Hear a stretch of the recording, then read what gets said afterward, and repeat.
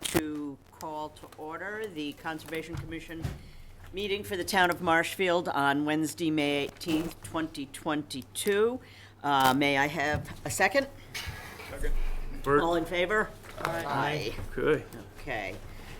As usual, we are a hybrid meeting. In the event of technological failure, the meeting will continue live here in Town Hall. We have no minutes, correct? Yeah, I apologize. Okay. So we will go straight to the business sessions. De minimis activity roll, 1137 Ferry Street. It is the construction of a concrete generator pad.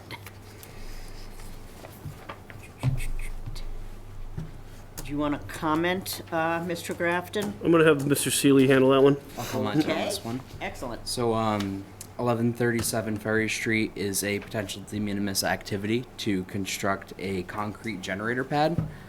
The homeowners are proposing that the concrete pad, and it will not conform to the commission's approved standards. It's located within a conservation jurisdictional boundary of land subject to coastal flooding and buffer zone to bordering vegetated wetlands.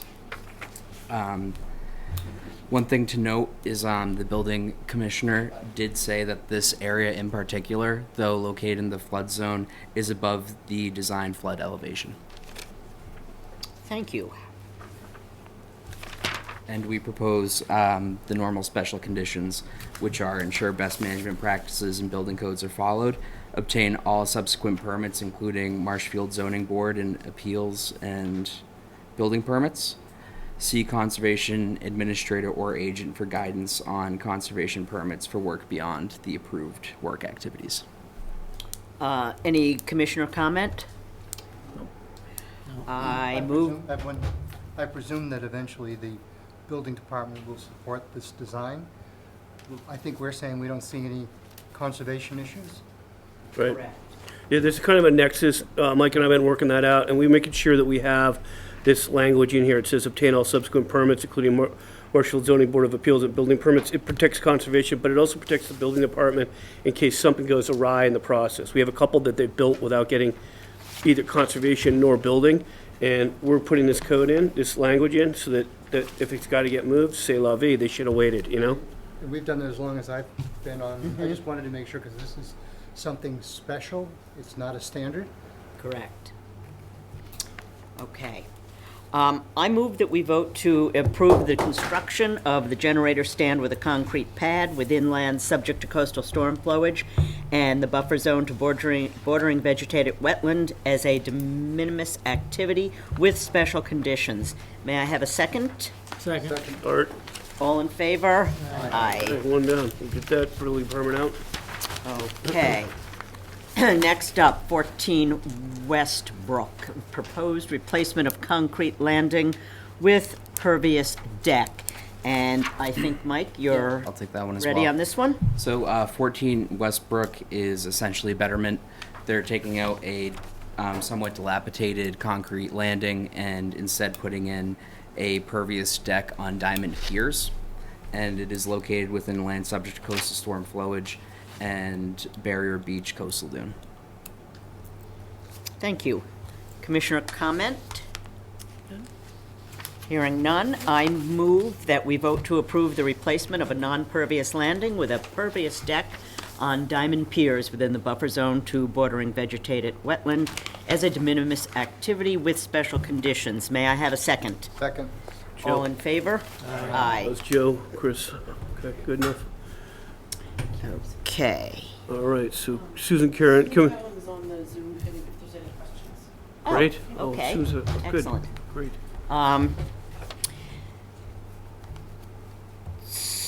Commissioner Karen is recusing. Correct. 2154 Ocean Street, Friends of the South River Park and Greenway, wetland buffer zone restoration. Did you? Yep. So Okay. the Friends of the South River Park and Greenway propose to plant native plantings in the riverfront and 25-foot buffer zone to bordering vegetated wetlands. There's been a lot of dumping of green waste in this area, and planting native plantings would prevent this. The volunteers are experienced gardeners, and they also have a knowledge of wetlands protections and native plantings. We suggest the standard special conditions. Sounds good to me. Any commissioner comments? None here. Do you want to say anything, Sue, or? Is this Sue? Yes. Yep, Sue McCallum. No, thank you very much. I think it'll be a large improvement to It will the be a site, great and improvement. as mentioned, prevent some of the dumping that's happening there. Absolutely, thank you. Thanks for your hard work, Sue. I move that we vote to approve the wetland buffer zone restoration within the buffer zone to bordering vegetated wetland as a de minimis activity with special conditions. May I have a second? Second. All in favor? Rick. Aye. All right, so 500. Let me go get Susan. All right, get it back so we keep moving. Thank you. Thank you, Sue. Okay, Business B2, Policy and Procedure Guide on Diamond Pier footings to support ingress and egress. Who is going to take this one? I got this one. This was my idea. This stems from that 14 Westbrook that you saw earlier at B1B, and it seemed to me it was a good solution. There's an example of a diamond pier presented by Rob Thank Nerger. you. Thank I've you always very wondered much. exactly what they look like. That was very courteous of you. Thank you I thought so it was much. a secret drone. You're getting a lot of fans here. We're going to recruit you. So this kind of stems from 14 Westbrook because it made a lot of sense. I mean, when Mike and I were looking at this project, it had so much impervious space on it, and to reduce it down and use a product like this, that's just a winner.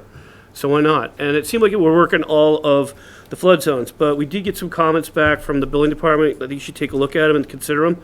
One thing is he feels X, the building commission feels X and X zones and AE. So X zones out non-flood zones, but an AE flood zone, yeah, automatically that would be a great fit for him, from his perspective. He wants to have us consider the AO flood zones basically rather than across the board as case by case. So it would come before the commission.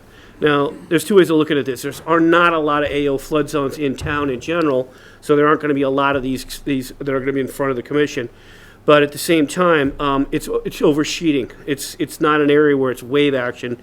It's basically beyond the scope of the waves, and then you have sheeting flooding going on, and it can raise itself pretty high. So long story short, he's suggesting case by case. Mike and I were throwing it out there that possibly we could take that on as a policy itself. And then again, even with the flood zones, after having Rebecca Haney here, this seemed like a product that would work. Andrew took the liberty of speaking with the circuit rider, Andrew Stewart, that is, with the circuit rider, and the circuit rider tends to be pretty strict, which I appreciate. And in the VE zone, he was saying he would suggest a conservation permit and not the de minimis activity. So that's all the facts for you to figure out. It sounds like we've got commonality on X zones, which we wouldn't necessarily be involved with unless it was buffer zone or riverfront, and or Berry Beach coastal dune, which typically would have flood zones also, or if it's an AO flood zone, whether or not you want that to be an automatic, and then the VE if you want that to be automatic. So we can alter this policy a little bit so we capture the intent of what the commission is thinking. So you've got 3 or 4 things to think about. Yes, Bert? Did you misspeak, Bill? AE would be automatic? Yes. That, Yeah. you said AO. So Mike and I were thinking the whole thing originally. Yeah. This thinking here, all right, we need to take that in consideration. We need to present it to the commission just to be fair and balanced, okay? So X and AE, I think everybody agrees, automatic. AO flood zones are sheeting, and the building commissioner is suggesting case by case. That will slow these down a little bit. There's not a whole lot of these in the town, so I'm not sure that's going to be having a tremendous impact, but if you're one of those people that it slows you down, you might feel differently. And the VE flood zone, it's probably good practice to always have a conservation permit in general in a VE flood zone because it's turbulent, the changing tides, and the area is pretty mutable. So it's, you know, it's fine. We can go any way you want in any three of those things. We can bundle in the AO as an automatic approval, or we can do it case by case. The VE probably should be conservation permit when you think about it a little bit more. We're trying to be flexible with this thing, but let's not be so flexible that we break it, you know? So the de minimis needs to be protected by good usage. In my opinion, the AO could be a case by case because when they rezoned, they actually brought a lot more into AO than we had before. And there's a wide variety. You know, some of it, it's obvious that it's going to be overwash, and some of it, I don't see why it is AO. It doesn't really. Yeah, and it may change. Yeah. I mean, it was maybe 4 years ago, those AOs weren't AOs at all, you know? I think they were AEs, you know? And then they would be automatics. But, so the stuff can change. And I think they've got 2.0 coming out too, which we need to adjust to, which will be a big change. Any other, I'm always case by case on something like this. okay, Art and Bert are that way? Okay, we can do that, and if that's what the commission wants, and the VEs will be conservation permits, is that it? Okay, so let me see if I can help you with that motion then. Okay. I could make the motion and then, for on your behalf, or do you want me to? Well, let me give it a shot. All right. I move that we accept X zones and AE zones as de minimis, take AO zones on a case-by-case basis, and require the VE zone to file a conservation permit. Okay, and you'll be wanting an RDA or a notice of intent and not look at de minimis activity then? Correct. Right. Okay, so it's an RDA or an NOI. I got it. Okay, that's fine. That sounds good. All right. May I have a second? Second. All in favor? Aye. Aye. Okay, there were 2 seconds. I heard Art and somebody else. I'll give it to Joe. Did Joe do that? I was giving it to you, so Yeah, why don't you, as long as we get a second. I'll take Joe on that one, Chris. All right, 600, and we need to fix that motion. There we go. Okay. Okay then, that's good. Business item 3, 9 Bryan Street. After the fact, de minimis activity versus an RDA for an already constructed generator stand. And I think, Mike, you have this one? Yep. The sand is already built. It's filled with gravel, 3/4 inch crushed stone, and it's contained by landscape ties. It's within an AE 12 flood zone and just outside the 100-foot buffer of bordering vegetated wetlands. We motion to apply the special conditions, which are the standard special conditions.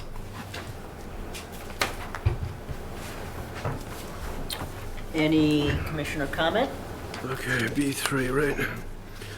Alrighty, 1 second here. It's pervious as well. Right. Okay. The And we are contents in of a- the crushed stone is. I have a question though. How broadly has kind of the building department, conservation department suggested construction for generators been broadcast around the towns? Well, it's been a new effort, and I think when Eric was here and I talked to Andrew, and then Craig and I talked to Andrew, there is a danger. I mean, you can have a gas line break, or during these storms, it can be pretty awful. So, there's a lot of people trying to upgrade to generator stands right now. So that's a whole theme that's happening. So I guess he's adjusting. That's what's happening. I'd say July-ish, August-ish, maybe even before that, but we've been kind of involved about that point in time. And about that point in time, by September, we came up with the first policy on the generator stands on the diamond piers, which you're looking at here. And again, in December, we came up with another one. So there's been an evolution going on. Has everybody been blanketed? No. Does everybody know where conservation is? No. We're working on that too. So I'd say, Rick, that's a point that this is new, and we're wrestling, and we're learning different things here. And sometimes these things get missed, and we have to be a little bit flexible. Can we do a better job? Yeah, I think so. Maybe that we could, even us. So I think there are some people that are going to have to make some adjustments, and that's what's going to happen because they went forward without permits, and that's really something we don't want in general. We have to be kind about it, of course, and help them through the process, but I don't know how we could blanket them in general, but maybe that's a thought we could do, you know? So, but I can tell you this, we caught one early. The building inspector came up and talked to us, I forget that street, and he put down a concrete pad, Constitution, and we suggested he take it out and go with the diamond piers. Boom, the pad came out, it went to diamond piers, and he's gonna get an automatic de minimis. So people are starting to learn the process, and we're also trying through the building permits, is to share the information so each individual learns. It might be a plumber, he might tell 7 friends, or it might be a huge company, and they've got a whole bunch of new strategies now. So we're trying to get that message out there through the building permit system as best we can. So on our part, we're trying to do that. That effort's just started. We had a little change in personnel, as you know. I'm a little behind on things, so I have to have a little humility in this whole process, because I'm a little bit of a bottleneck right now. Yeah, okay. So we hand out the fact sheet that says, here, you can get it this way, when people ask. Yeah, I sort of do. What I do is I take the sections of the policy and I insert them into the permit so that the individual who's applying for it, or the homeowner, whoever's connected to that building permit, they get blasted with the email. So it's an internal thing. And not everybody's getting it, but at least the person going for the permit gets that. So it's just my brainstorming came up from my sales and marketing background. I thought it was a good way to do it. It's education, doesn't hurt anybody, gets the message out. That's the best I can do right now, Rick. I'm trying my best. Any other comment? No. In that case, I move that we vote to approve the after-the-fact construction of a generator stand within land subject to coastal storm flowage as a de minimis activity with special conditions. May I have a second? Second? This is Joe. All in favor? Aye. Okay. B4, 215 Island Street. After the fact, de minimis versus request for determination of applicability for a constructed generator stand on a concrete pad in land subject to coastal storm flowage and buffer zone 2 salt marsh. And Mike again? Batter up. The stand is already built on a concrete pad and is located underneath the constructed home. It's on a gravel subsurface and located within land subject to coastal storm flowage and border buffer zone to salt marsh. We recommend the standard conditions apply to this de minimis activity, potential de minimis activity, including obtain all subsequent permits, including Marshfield Zoning Board of Appeals and building permits. Commissioner comment? Another generator, another design. Yeah, Exactly. if they're too low, they have to go higher. If it doesn't meet the codes, they have to fix it. So they can't be building without a permit. They just got to come back, and we're working as rapidly as we can, that's all. Yeah, we have quite the spectrum of design here. I move that we vote to approve the after-the-fact construction of a generator stand on a concrete pad within land subject to coastal storm flowage and buffer zone to salt marsh as a de minimis activity with special conditions. May I have a second? Second? Susan? All in favor? Aye. Okay, great. All right, this one I want to show you. Okay, B5, bear Route with me. 3 Center Meridian, billboard off of Enterprise Drive, and this involves tree removal. Correct. Bear with me a second here. I'm moving rapidly. It's going well so far. Business item B5. There it is. Okay. What I want to do is I want to show you this. Okay. Okay. This document will not open up. Isn't that fun? All right, then. Let's open this one then. Okay. What's going on with that one? All right.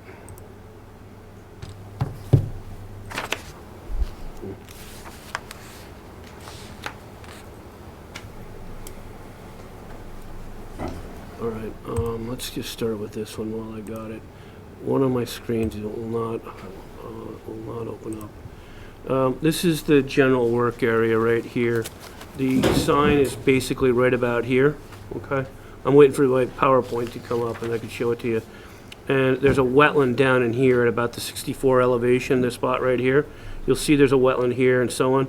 This is the brook we're trying to protect over here. So there's a massive wetland system in here. And based upon our jurisdiction, it's roughly about here. The 100's about to here. Riverfront also about to here. So I have a whole set of trees that are down in here, plus that are marked up. And I also have got these steep, sharp contours right here. So let me see if I get that other thing to open up real fast. And if it doesn't open, we'll bail on it. All right.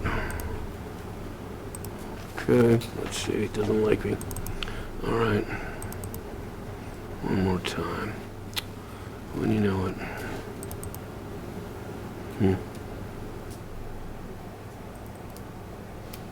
Am I right, this is the third time back for taking more trees, Bill? Second time, but you're correct. Yeah, so- we never dealt with the meridian before, Right. or median strip, whatever. Well, looks like I'm having a little problem with a very well put together presentation. The PDF will not open for me, and I don't know why. So, open with that guy, see if it'll open.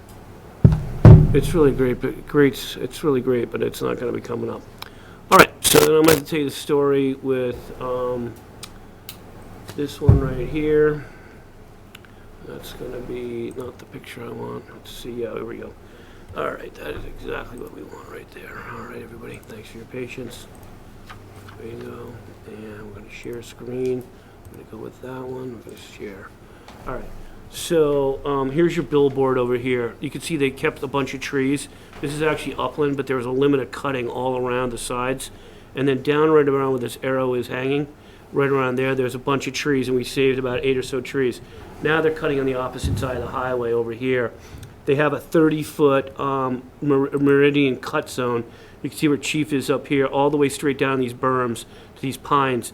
There's about a 30-foot gap where they have to cut because it's a safety issue.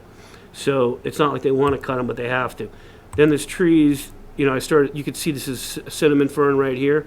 We still are mixed in with white pine, and we got sweet pepper bush back here. It's about the place that we start to see the wetlands dominating. And as we move in, we see red maples. We know we got the wetland system. You see the marker over here, the 30-foot. So we have 3 things going on. We have 2 30-foot cuts on either side. And in the middle of this area, they have a number of trees. And I looked at it and I was like, wow, there's a lot of trees. But it turns out it's only 22, and 13 of them are actually in the jurisdictional boundaries. So 2 are in wetlands, 3 are in riverfront, kind of overlapping, of course. And then 10 of them are upgrading into that, and they're in the buffer zone from the 0 roughly all the way up to about the 100. So long story short, we're going to be losing 13 trees. It might be this one, a couple of these, in order to clear the vista. But there, you can see there's some rejuvenation potential coming back immediately. There's a good shrub layer in here, and there's also a good herbaceous going on with regards to the ferns and so on. And so here's the trees that will go with the yellow X's. They reduced the blue down to the yellow X, and they try to spare what they could. And then you can see the wet area down here. This is where the river runs through it and feeds it. So that it turned out it's only a total of 13 trees, 2 in wetlands, 3 in riverfront, and we had 10 in the buffer zone. So if you want them to do a permit, they'll do it, but you know, they're not exempt, but the 2 side cuts on the side are exempt because they're Mass DOT for the 30-foots. But in the middle, this is optional due to the fact that it's associated with the billboard project. Petition that the town's got under Conservation Chapter 505. You have public safety, and the billboard sign can actually help with storms, warning people of storms coming up. They may not know, they're coming to visit. Or if you got escaped fugitives, etc., all that stuff can be handled by the sign. So being able to see that is a benefit. Okay. So the question I have, Sure. Bill, is the same question I always have, is can the trees be cut like at 4 feet off the ground so the secondary growth will come back up I can ask them to do that. rather than just kill the trees?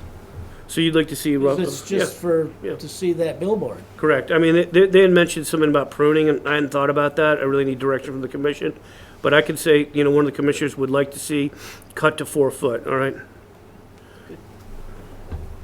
And then you think they'll rejuvenate. Okay, great. And I mean, there's a lot of water. I mean, you can see this yellow tree right here. If you cut that at about 4, that's a maple. It could restart. I've seen trees that have been clear cut and they fork off and you got 2 big trunks coming up. So it's not uncommon for it to happen.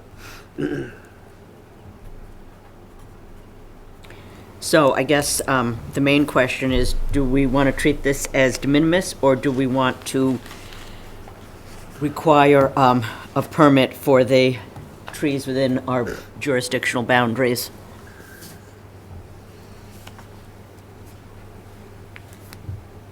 That's a commission question. Any thoughts? I would say de minimis.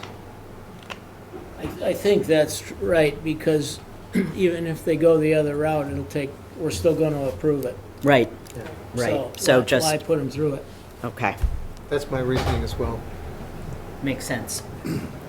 All it's gonna do is delay it. Right. They're gonna cut it. Right, absolutely. Okay. Okay, and I'm going to add a special condition as per art, cut to 4 feet so the trees regrow. Okay? Can we advertise the new generator stand design on the billboard? If Very there's a good. storm, this is the one you want, right? Hopefully it comes through.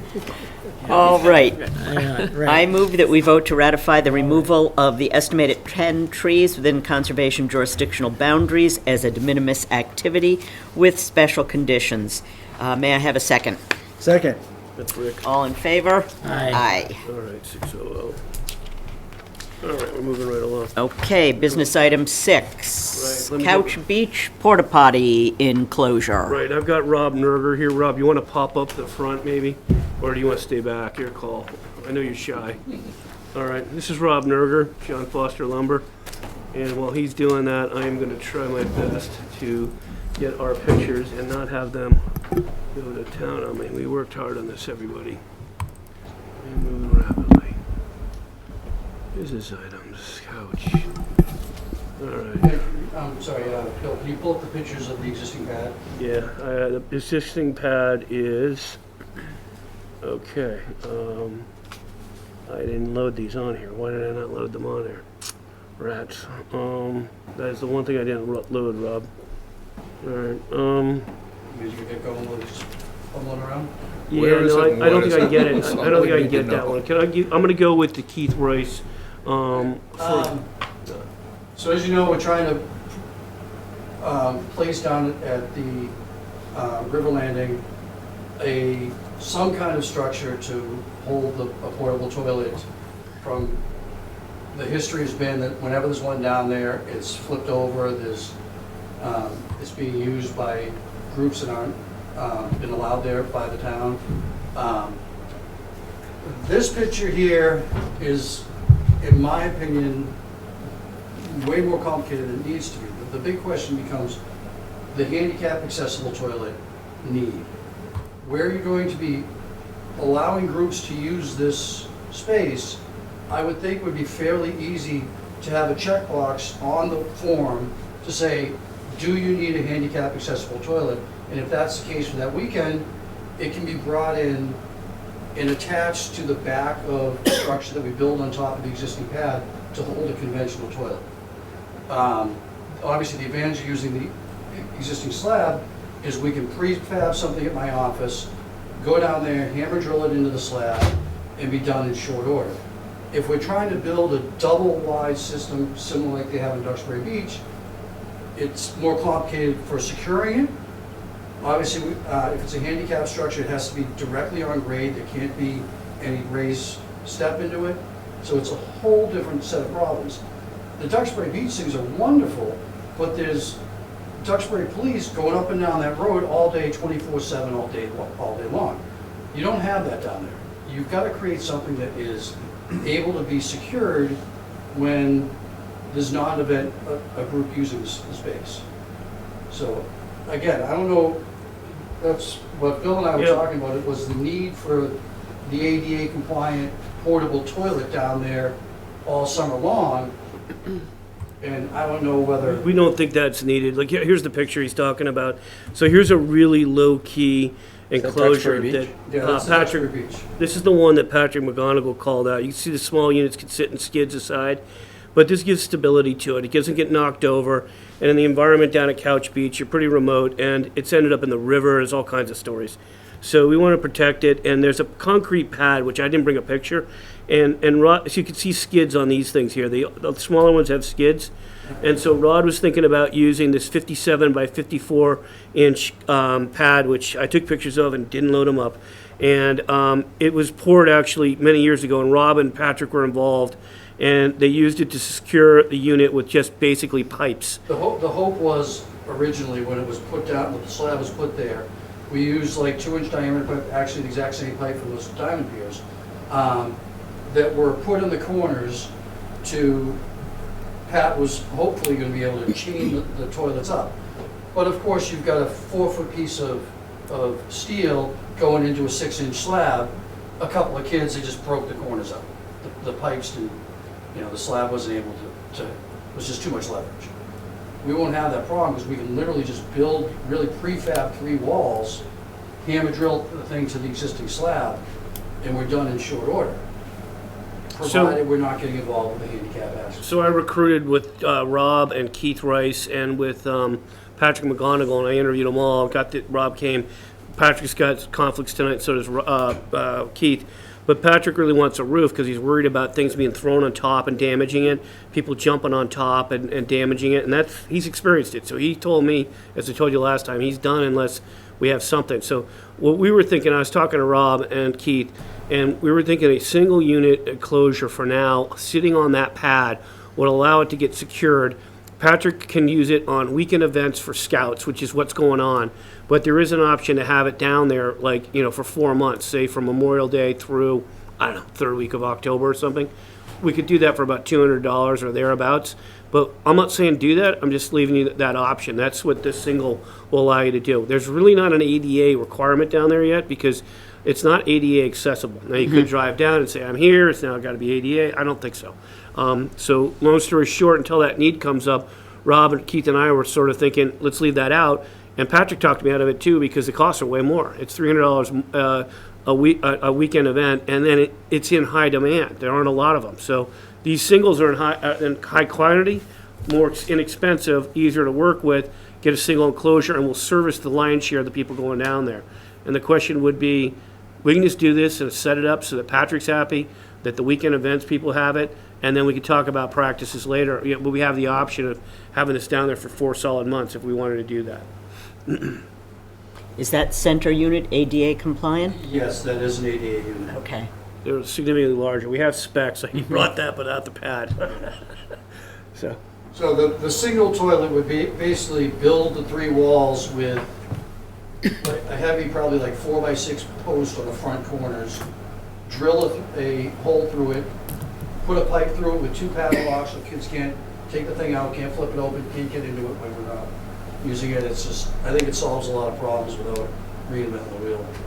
But It's a shame we have to do that, but it's you gotta do that, you know? Yeah, and it's a very remote spot. It's beautiful. Yeah. You guys haven't gone down there to do it, but I've had quite a bit of experience with the scouts camping down there when my son was younger, and we loved it, but it was always a thing. Yeah. You go down there on Friday night, and Thursday night, the fire pit was half full of beer cans, which is what it was. That's something that I don't know if the road conditions allow for better police. If they could drive down in there, they would. yeah, right. We might lose a couple policemen for a couple hours every night. You're the worst place to have. Right. Rob's right. There's other work that needs to be done, but this is going to help establish a little bit of presence. And otherwise, the toilet's going to be out there. It's going to get pushed around, and then we're going to have all the chemicals and everything like that leaking all over the place. So, the scouts need this. I've already got scouts coming in and doing camp overnights through Liz, and it's got to be done at some point. So On the sheet you couldn't open up, Bill, did you show where it's located? Is it yeah. within I might have that bird. It's within yeah. the camp, what's Yep, designated as the camping area? Yep, I got that. Bear That's with my me. only That's, concern. yeah. Bear with me. That I'm not sure. Pretty 'cause I- close to when you drive down in there, and there's that road that runs over to the big fire pit. It's pretty close to right there on the left. This is gonna work out. As you face the river, you got the fire pit. Is it to I the believe, right? my son's now 20. All right, okay, I got I don't it. remember exactly where yeah. it was. I was just down That's there a what it looks couple of. like. Yeah. So Rob, right about here on the screen, Yeah, no, it see must the be mouse further. moving? Yeah. Yeah. Right about, I'd say it's right about in here somewhere. You know, it's gonna be just out a 100-foot setback. Oh, I can see it, it's right There there. it is. You're right about here. And so, there you go, perfect. I don't know if I can zoom in any closer than that, that's pretty awesome, right? It's probably out of the 100 for conservation, it's definitely outside the 200 from the North River, but it's all natural heritage. I mean, the whole thing is green when you see that. So probably as a courtesy, and they're also partners of ours, we should run that through, but it's going to be in an existing footprint, and Rob would tie it to that, and, you know, it's not going to be doing anything additional, and it's going to take a common use that is expected to be there, I would think, and provide some structure to it so that it doesn't get tipped over, and we don't want that, and it also will help with presence, say, oh, wow, that's new, you know? Conservation's making their footprint known. So those are all positives right there. And, you know, ADA can come when ADA needs to, if ever. What are the dimensions of the pad? It's 57 by, Roughly 5 by 5. yeah, 57 Little inches under by that. 54 inches, And correct. is it Is that in good 64 shape? square Because I feet thought for it a was building not in good permit? shape last time. It's I'm not, not but it sure, doesn't I'm really not need sure if to he be needs it or to not, because the anchor- third floor, oh, Anchor a wall to it. You know, we're not using it as, you know, the corner posts or any of that stuff. We're literally gonna prefab a wall, bring it down there, hammer drill it into the slab, and put the three sides together. it basically Doesn't like need to be this, much. probably two people going down, a third laborer like me, you know, and it's gonna be put together pretty quick. I don't know if it needs a building permit or not, we're gonna run it through Andrew, of course.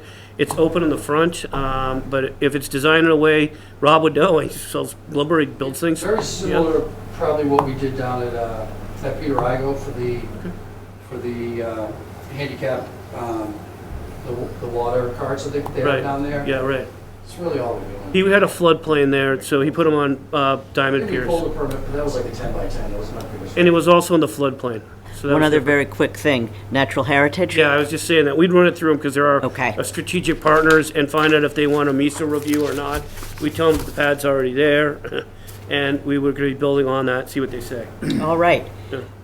In that case, I move that we vote to ratify the construction and permitting of a single-unit porta-potty enclosure with 3 walls and a roof using the existing concrete slab location. May I have a second? Second.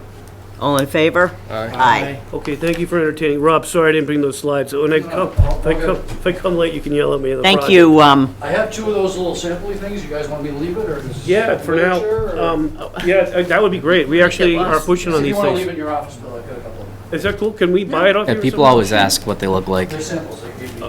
Okay, thank you so much. That's gonna be a great. Thank you. Thank Rob. you. Hey, thank you, Rob. Have a great night. We should have a Okay, sign that says this B7. application Brought to you by McGonigal Septic and John Foster Lumber. Yep. Up on the sign? You're stuck in the sign. I can't. Furnace Brook Conservation Land, new trail in wetlands and buffer zone. And Right. I see Mr. Bangs here. Right, to- Ed Bangs. Thank you. So we're back again.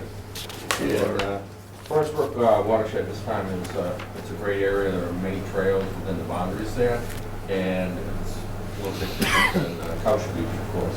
But if you so the reason why we're here, the trail was built many years ago by the conservation and the Boy Scout Troop 212, and they're no longer around. So the RTC Recreation Trails Committee last year added that as another trail, opened it up, reclaimed it. As we have more trail ambassadors, some now belong to St. Christine's Church. They approached me as far as the existing trailhead is on Route 3A. It's a pretty busy road there. They were suggesting maybe we could have a trailhead off their parking lot, go through the woods, connect up with the existing trail, and thereby making it a little bit safer for anyone that's using it.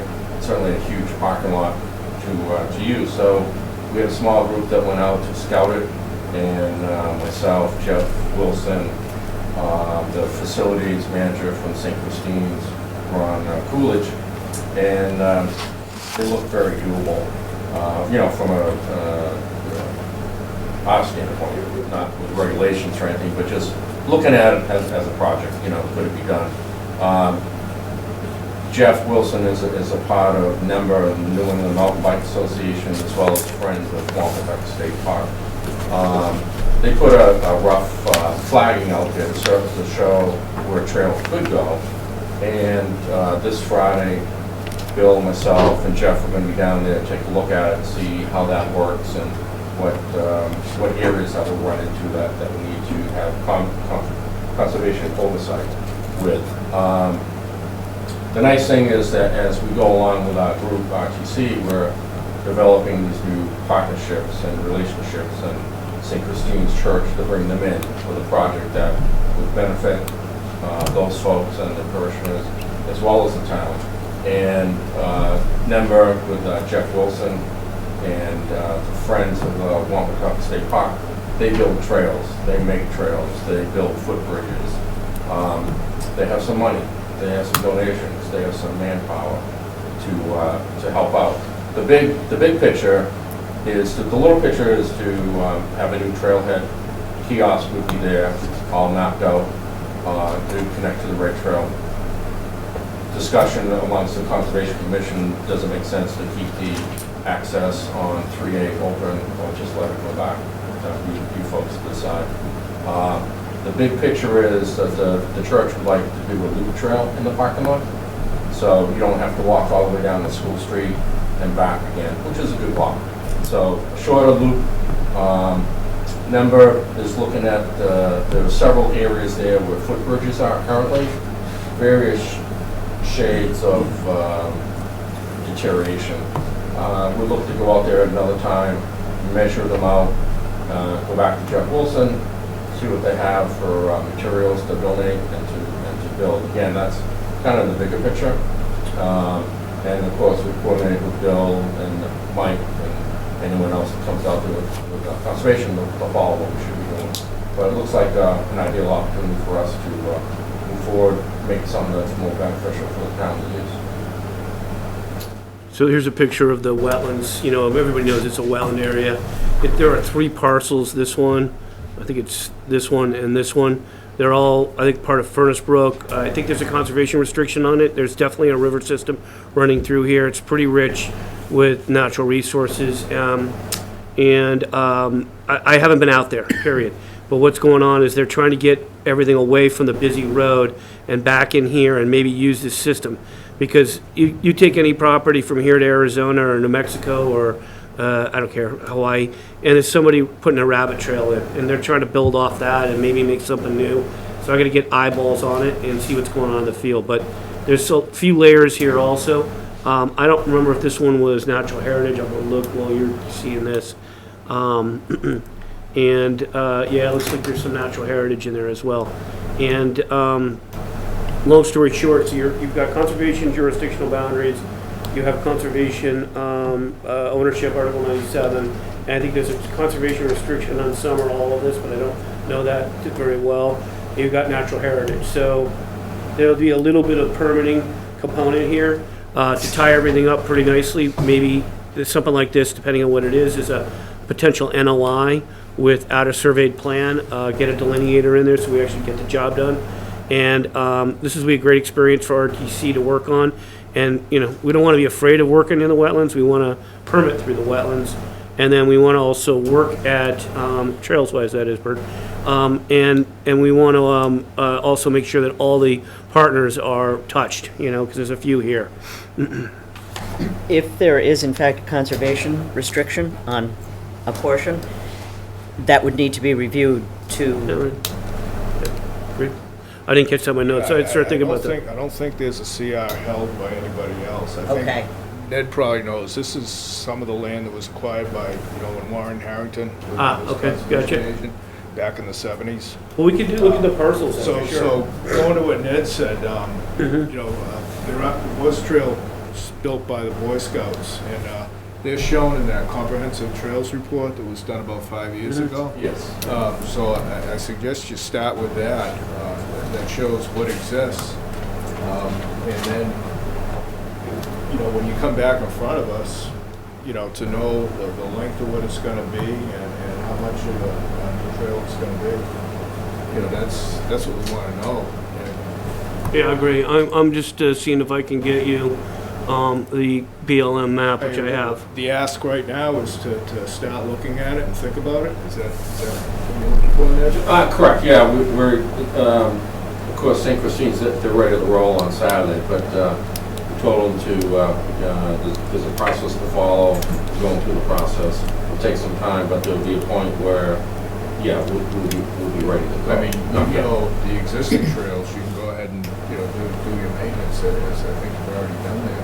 Yes, we've been working on those trails. This would be something new to Blaze, a relatively short connector from the church to the existing trail.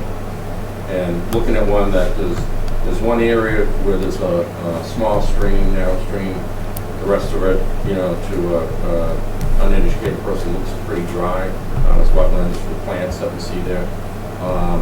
But it just connects to the existing trail, makes it easier, a little bit safer walking. Those of you that have walked on 3A to the trailhead, it's you know, cars aren't going very slow, and the shoulder is pretty narrow, so it's. Yeah, actually, that report talks about the lack of parking, so you're filling a need. I get that. So this is that BLM map that Bert was talking about, and associated with this is second page. There's like a 2-pager that gives you some of the details. And then there's a whole section in that BLM map of the, I think there's 12 or 16 properties that they targeted. So they wrote them up, then they created these nice trail maps, and then they also had some critical facts that they had on it as well. So there is an existing trail system, and maintenance on that would be something that we could go after pretty quick, Ned, but the new trails is going to need a permit. My recommendation to the commission would be notice of intent without a surveyed plan, meaning we'd have to get a qualified wetland scientist and maybe an aerial that would make that happen. And it might require getting some commissioners out there and slogging it out so they're comfortable with it too, because we haven't done a lot of trails through the wetlands yet, and might just need a little bit of time. Probably a MISA review as well. It could need a MISA review because it's under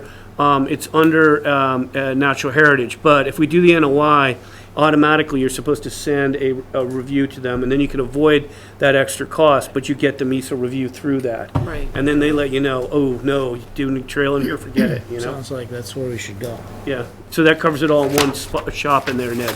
We could get natural heritage under a notice of intent without a surveyed plan if the commission will allow that. I'm sort of pushing that, I'm trying to find out if the commission's good with that. I am. Okay. All partners being notified. We'll find out if these parcels are anything beyond Article 97. Okay. So, we are going to vote. Are we going to vote, you want to vote to table? No. Pending, or you want to vote to require notice of intent without? I think it's two things. It's the permission, number one, and then I'd probably go with 2B in this case. So number 1 and 2B. So we're going to do 2 votes. Correct. Because you Okay, have permission yep. for the land and then for guidance on the plan, on the permitting. Okay, so first, I move that we vote to ratify permission to establish a new trail in town-owned conservation land pending completion of conservation permitting. May I have a second? Second. Art. All in favor? Aye. Okay. And secondly, I move that we vote to require a notice of intent without a surveyed site plan. See the Conservation Administrator for guidance on permitting requirements. May I have a second? Second. All in favor? Aye. Okay, so that was Susan. I would say, Ned, that requires us to maybe seek out any partners to the satisfaction of the commission. Because like in the case of Jeff, we asked him to go and see the select board because it's a trail project, you know. It was a big event, and the fire and the police. We don't probably have that here, but there might be something else that they want. We'll just coordinate it with them, you know. Great, awesome. Okay, and next up is Webster's Wilderness Troop 424 Bat House Initiative, and it's Mr. Bangs again. Yes. On behalf of the troop, we're not prepared tonight to go forward. So At this point in time, the troop is, meets basically once a month. They have another meeting coming up in June. And they have to do a little bit more research on bats and habitats and locations. And sometime during the summer, they'll look to get back on the agenda to come and talk to the commission and gain some more insight. Okay. I was saying to him, maybe wood ducks out there would be good in Webster's because of the deep forestry and everything, you know? Well, if you speak with Miss Massad, you'll know everything there is to know about bats. Exactly. So I move that we vote to table this. May I have a second? Second. Jill. All in favor? Aye. Okay then. Ned, thanks a million. Okay, and that completes our business items for this evening. Thank you, Ned. We have two continuations. 274 Foster Avenue, elevation of a single-family home, SE 42 2958. I move that we vote to continue to August 17th, 2022 public meeting as per the written request of the applicant's representative. May I have a second? Second. Susan. All in favor? Aye.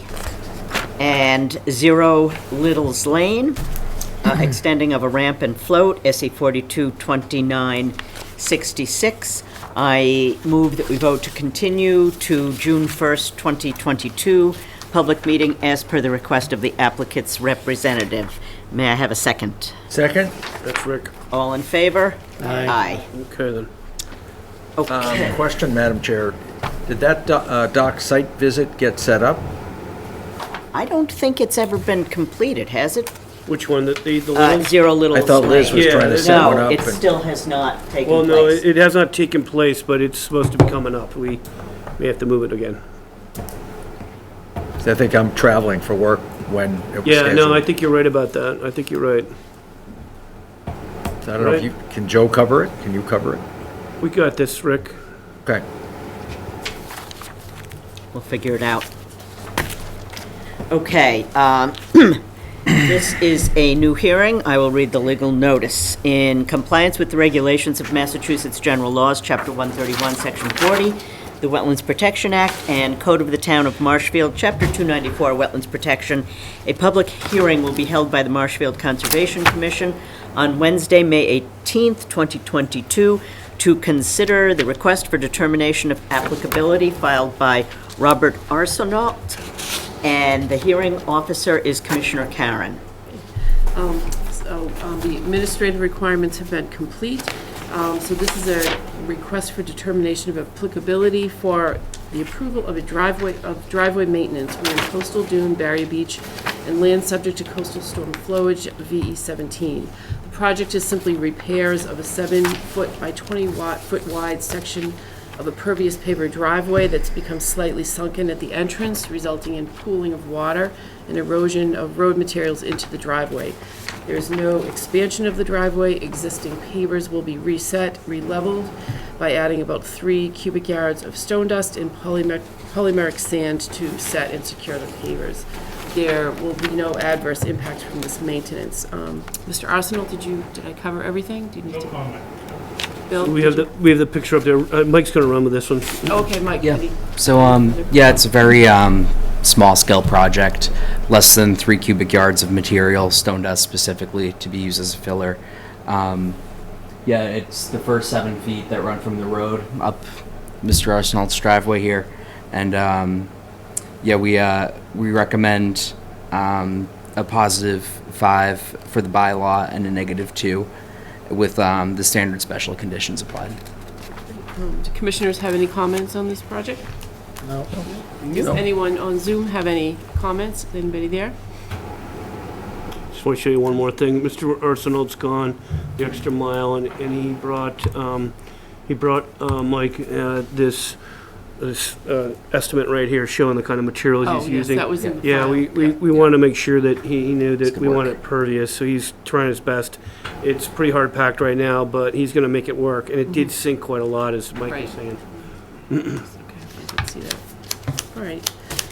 I will make a motion then to approve this activity with a positive determination number 5 for the bylaw and a negative 2 with special conditions. Did you want to read those? They're pretty standard conditions. Did you want to read the conditions? Yeah, I can read the standard conditions. Standard special conditions are as follow. Ensure best management practices are followed. Before commencing the work, obtain all pertinent permits. See conservation administrator or agent for guidance on conservation permits for work beyond the approved work activities. Great, thank you. May I have a second? Second. All in favor? Aye. Okay. All set. Thank Good you. job. Thank you. Okay. Second new hearing. In compliance with the regulations of Massachusetts General Laws, Chapter 131, Section 40, the Wetlands Protection Act, and Code of the Town of Marshfield, Chapter 294, Wetlands Protection, a public hearing will be held by the Marshfield Conservation Commission on Wednesday, May 18th, 2022, to consider the request for determination of applicability filed by Brian W. O. Sullivan of 130 School Street. And the hearing officer is, The hearing officer is Commissioner Loggy. And taxes been paid, everything's confirmed that way. We're gonna, like to cut some trees, and there's someone here to present. Go right ahead.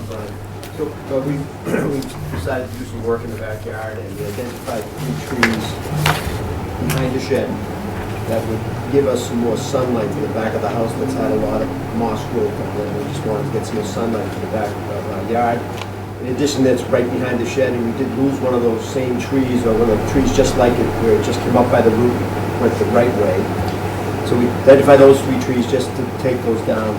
To the right, there are 3 trees that we want to take out so we can continue and put landscaping in the backyard, which there really hasn't been any, it's been just the woods back there. So we want to extend the landscaping to the right of the shed.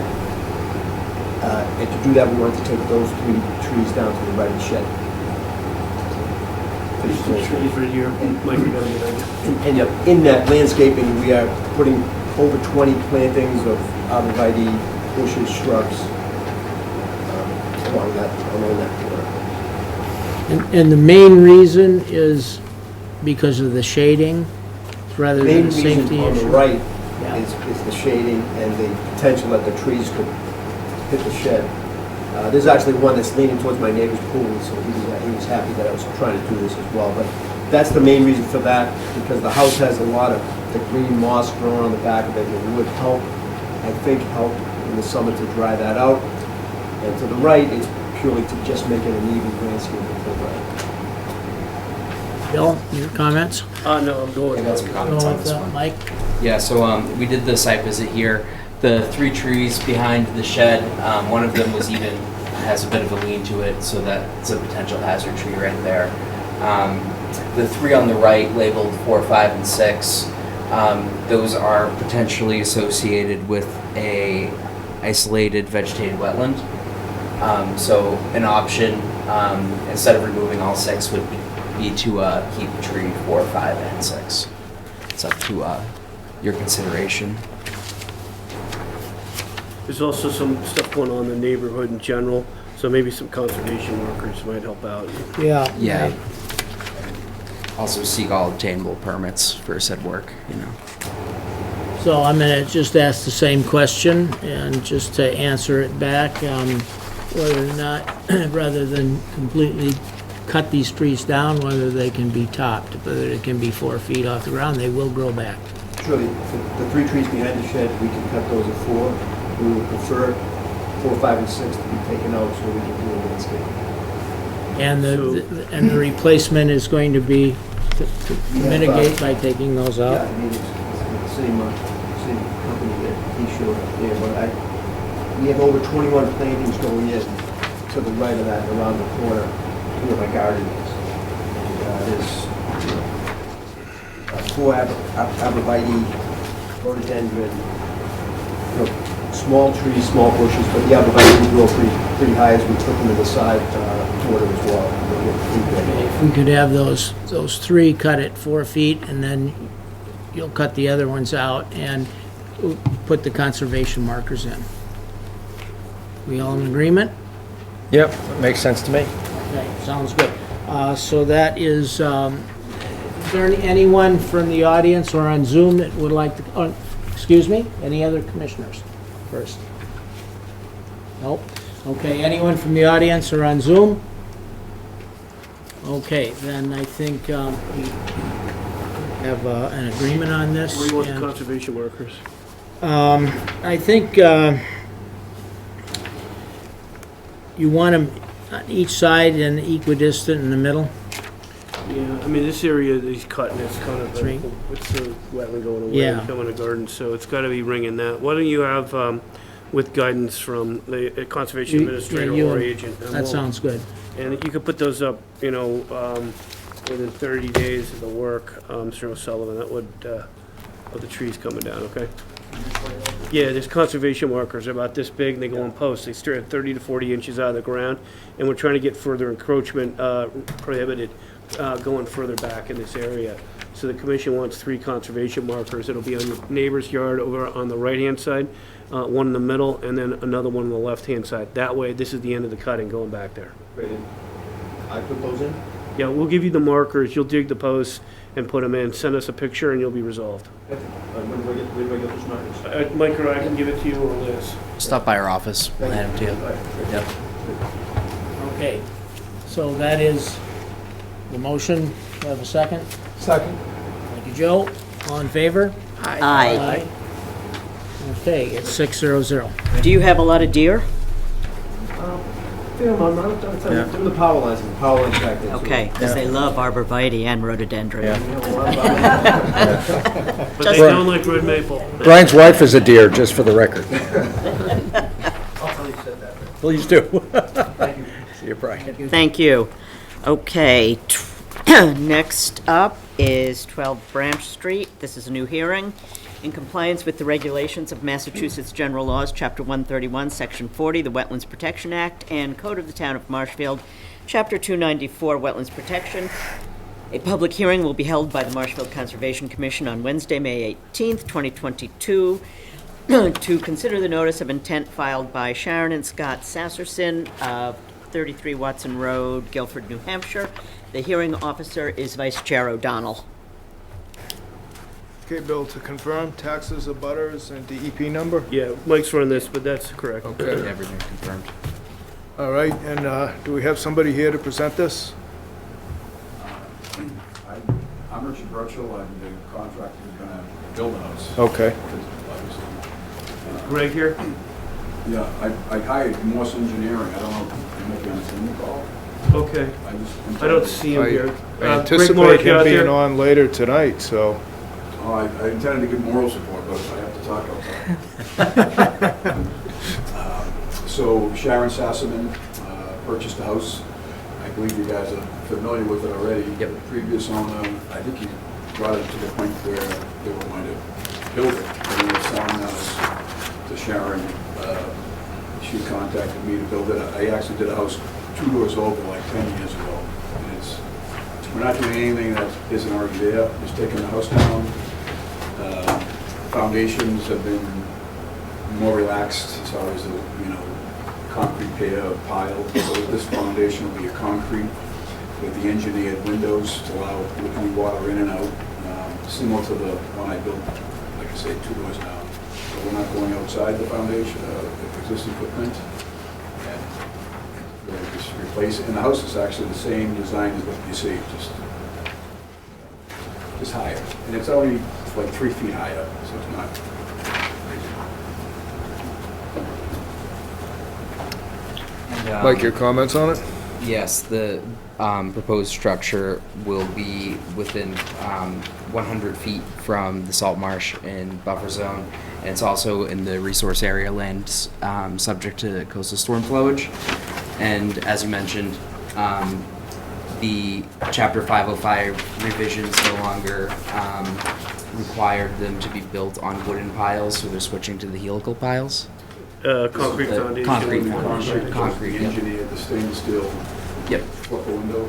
Yeah, the flood Smart vents. vent? Correct. Smart vents? Yes, fine. Smart fence. So I'm here for moral support. I'm a carpenter. I like your description of them, though. That's exactly what they do. we also suggest to apply the special conditions for a section being before commencing the proposed work, register both sets of orders with Plymouth County Register of Deeds and provide evidence to the Conservation Office, post Mass DEP sign and provide evidence to the Conservation Office, obtain all subsequent permits such as Marshfield Building Department, the Marshfield Zoning Board of Appeals, and any other pertinent permits. Applicant shall observe 310 CMR 1005 requirements that no work shall commence until all applicable administrative appeal periods have elapsed, and post 5 permanent conservation markers inscribed red and white Marshfield wetland resource no disturbance.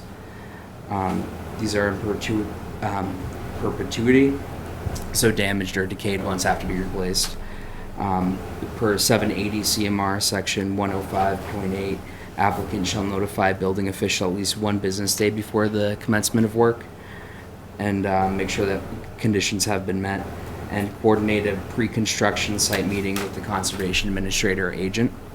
During the construction of the proposed work, ensure that best management practices, current NFIP, FEMA regulations, and building codes are followed. Ensure erosion controls in place, and do not use hay. It could introduce invasive species.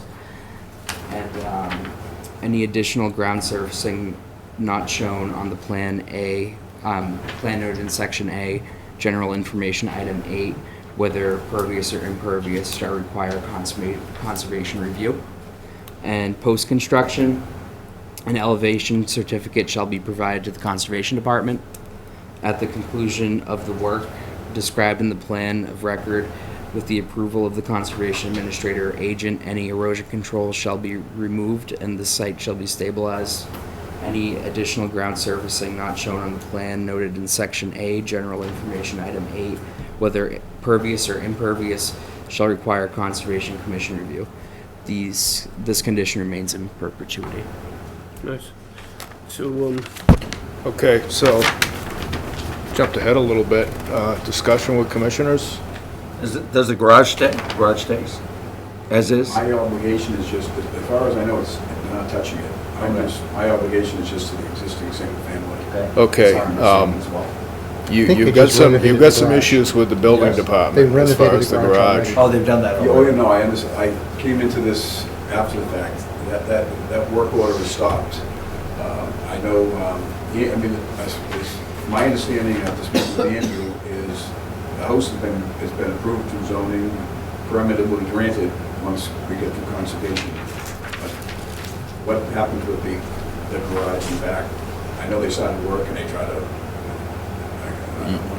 Yeah, so if anything develops with that you're gonna do, you need to come back Oh, for sure. and make a change. just so Bert's crystal clear on this, what he's saying is you should be obtaining all pertinent permits right now, and you should be seeking all obtainable permits. So if you haven't gone to ZBA yet, you shouldn't be technically get closed here at all. You should have that. Do you know if you've applied yet for ZBA? Because the notes don't indicate that definitely that that's an issue or not. Have you applied? I myself haven't personally, but after speaking with Andrew, again, I'm not sure. Truglia or Trokey. Trokey. Well, I don't know how they work, but they withdrew our permit. It got fouled up. This thing has sat for months. No, I understand that. So I just wanted to. The permit has been through zoning just for the existing home. Unless, tell me, give me what you got. Well, all I know is that the building commissioner, Andrew Stewart, he has a cease and desist on the whole lot, as far as I know. So I spoke to him after that, and he's fine. The garage is a separate entity, and it's just a single-family home. So this is tricky. So what happened is they went with a notice of intent under Chalky, and then they withdrew it. Okay, and we didn't get to the point where we said to them, "Are you seeking all obtainable permits yet?" Which would be ZBA in this point. Building permit comes on typically after. That's why we have the obtain all subsequent permits in our order of conditions, which Mike read. Okay, and rightly so. So it doesn't sound like you know for sure if you've gone and sought a permit at ZBA yet. That's what I'm getting from you. And I don't know their business well enough to tell you if the ZBA application from before ever got done, or if it did, if it would apply to your new permit. Per Andrew's to it. It's already been approved. Well, on the back end, they have to obtain all subsequent permits, so they're stopped from going forward if they don't do that. But it's Cricky Bird. I don't know if it's doing that. Yeah, I'm inclined to see. I'd recommend to the commission to continue to be sure. continued subject to, but because the last notes we got from the building commissioner said that you had a cease and desist on it. He didn't say, I believe, you can take a, You're right, there was a stop work order on it. What I have here, not to overplay it, is he hasn't seen the new plans, is what he hasn't seen. And that's what triggered Mike and I to say, Yeah. have you Right. seen all pertinent permits? Because obviously it's different than the last one, which is up on piles, which they really would like to bend on concrete foundation and flood vent, which is what he's presenting with. Andrew is saying this is still subject to stop work orders from the previous owners. I've spoken to the contractor, but have not seen any updated plans on this project yet, and can offer no comment until the plans are So shared. maybe you should settle that, you know? I've already been doing my due diligence for the homeowner. I sat down with him and gave him everything that you guys have told me. He gave me the history of the whole thing. But one, again, I guess it was a young couple that, however, the relationship didn't make it true, he sold the place. But he did get a juice on it. Well, why doesn't he do this? Why doesn't he get a continuation? This is a thought, okay? And he gives an email back to the Conservation Commission, Mike and I, and CC Andrews to it, and say, I have it in a meeting, and I am seeking all obtainable permits, and I've provided the plans to him, because that's what he wants. That's what you should have done, okay? That's what I'm saying. And then he would have said to us, I've read this is okay with me, and go forward. From building's perspective, there's also ZBA. No, I'm well aware of that. And Yeah. again, I'm only going off the conversation I had with Andrew probably like a month ago, Yeah. coming into this. And at that time, he was. I can tell you this, you're very close, because I mean, this is the design before. Oh, yeah, It's just the only difference is now you're on a concrete foundation with flood vents. I want to recommend the commission, sorry Mike, I'm stepping in, basically to continue to get all this stuff nailed down, so there's no question about it, okay? It just is the best thing for you, and then your project will move smoother through the system, because it's going to bounce as it goes through. all right, so, commissioners, has anybody got any further issues with this? You're going to be done in 5 any- seconds, like I said. Have we got any comments from the public on this matter? I hear nothing. I'd like to make a motion to continue, based on feedback from the building department. And you should be in and out once you get there. I'm not, again, I didn't expect to even say anything. I thought Morris was going to be. Yeah. Well, he may have been able to clear things up a little better, but So anyway. Brett, continue to the next one, June 1st. Yes, I make a motion to continue. If I got a second? Second. Just for the record, you're continuing to June 1st, date certain, correct? Yes. Okay, understood. Second by Craig. All in favor? Aye. All right, very good. Yeah. Thanks, guys. Get you next time. Thanks. That happens, Mike, once in a while. Okay, next up is a continued hearing, no legal ad necessary. It is 310 Arrowhead Road, and the hearing officer is Commissioner Loggy.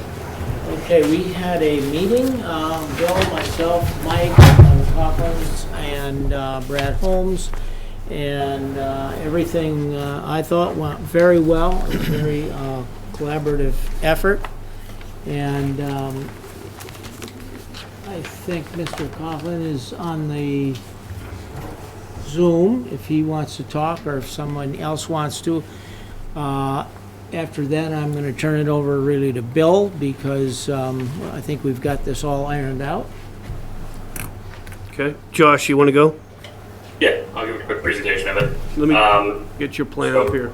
Okay, I'll wait for that. Yep, bear with it. I've been struggling today, so it's almost going to be over. I'm doing better than usual.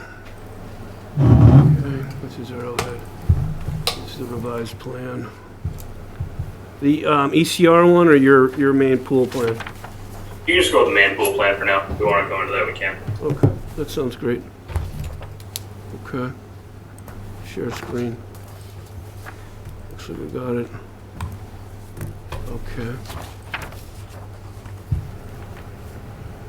All right.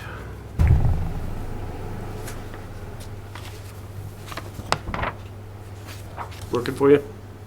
That's perfect.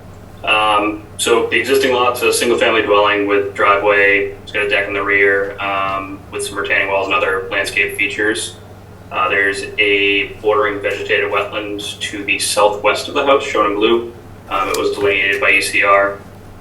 And then as far as the proposed work, there will be a roughly 38 by 20 pool with a patio area around it, kind of held up from the wetland side with a retaining wall running along the western side of the patio area.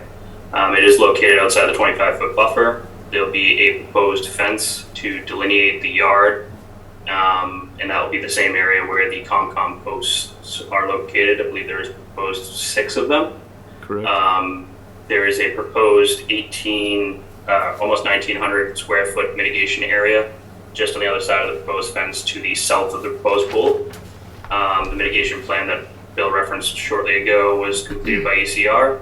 And lastly, there'll be a silt sock placed along the fence line on the down gradient side of the project. That is open up to questions.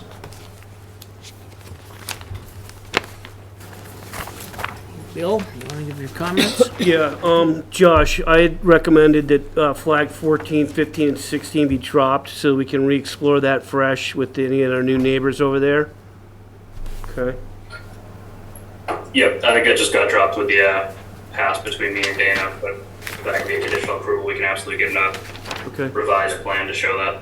Here's your 6 conservation markers, okay? All the way out. They're taking the 25. The house was built in 1995, so they can go down to the 25. They're not going any closer. They've definitely structured it that way. You could, okay, yeah, even the elevations, Josh has kept it out. Nice work, Josh. So I'm going to drop this one for a second. I'm going to go to the mitigation plan because I think that's the thing that, was important for this project with regards to it's being approvable and help close the loop on a really good and positive conversation that we had, as Art was saying. We go zoom in. So this gray area here is like an optional area. This is where the plantings are going to take place. And here's your field of plants right here. And Brad's done a nice job, as he always does. Quantities, common name, botanical, sizes. He's got specifics up here, all kinds of details with regards to the planting plan. It looks very promising. I spoke to him later. This gray area is sort of an optional area where they might be able to do native plantings because it's down gradient of the conservation marker. And it occurred to me that maybe this whole area up in here ought to be that grayed out thing, but the tree line is here. So the area I'm kind of circling here, the 25 over the property line, up through the wetlands here, all that, it's got trees, but it's sparse. There are some shrubs, but I don't know. It's 51 half after the other. Leave it alone, or you could have them plant native plants in there. Just a thought, I think if they leave it alone and let it come back. Okay. And then same thing here, Josh. Did you guys apply seek all pertinent permits? I think you need it's in the inland wetland district, so ZBA would be needed also. We haven't gone for that yet, but All right. Is that it, Bill? Yep. So that ZBA is pending, so they have not sought it yet.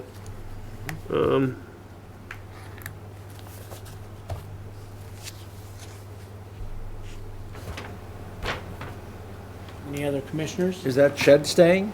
Did I The miss shed, something on no, the shed's moving. Shed's and- moving? And there's a swing set also. See, there's a swing set right down in here. It's buried by these plants. Yeah, And yeah, yeah. there's I a saw shed that. right here. Yeah. And okay.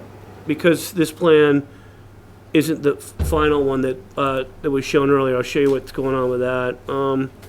Let's see, I could share the screen. I think I have the second plan. Yeah, great. So keep going. All right, bear with it. Alrighty. There we go. You'll see the shed's moved in this plan here. There we are. Okay, share screen. Boom. And The shed, I thought was up here. Am I right? Okay, go zoom in a little. Be just north of the pool. Yeah, right up here. And what are they doing with the swing set, do you know? The one down here? I deferred to Andrew. I thought he said he was removing it. I'm not sure if he's removing it entirely or just. Yep, no, that's going to be. Yeah, you're correct, Josh. That's going to be removed in its entirety, and the shed's going to be moved outside of the 50 to the north of the pool. Okay. So, this is the part where it's fun. You have discretional authority. We just, sent somebody off, but he had a stop work order on it, and he's adopting a project that had a lot of concerns, all right? Here's another one. They didn't seek all pertinent permits, so obviously the building department and the ZBA didn't see any plans, which is really the course that they should be looking for, you know what I mean, to get that. And also, we can load it up in our building permits.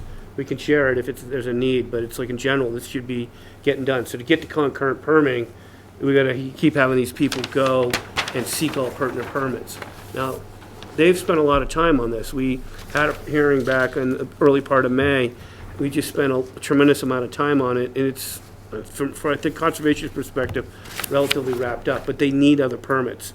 This project can't get forward without getting a building permit, and we say obtain all subsequent permits, so they must go down that avenue. So the commission has some discretional authority here. I'm just letting you know that typically, when they're filing with NO, they should be seeking all pertinent permits, and that's typically filing for them. But we would be able to move ahead You as could long just- as they get the permits, right? Well, there's two catches here. Are you suggesting we continue?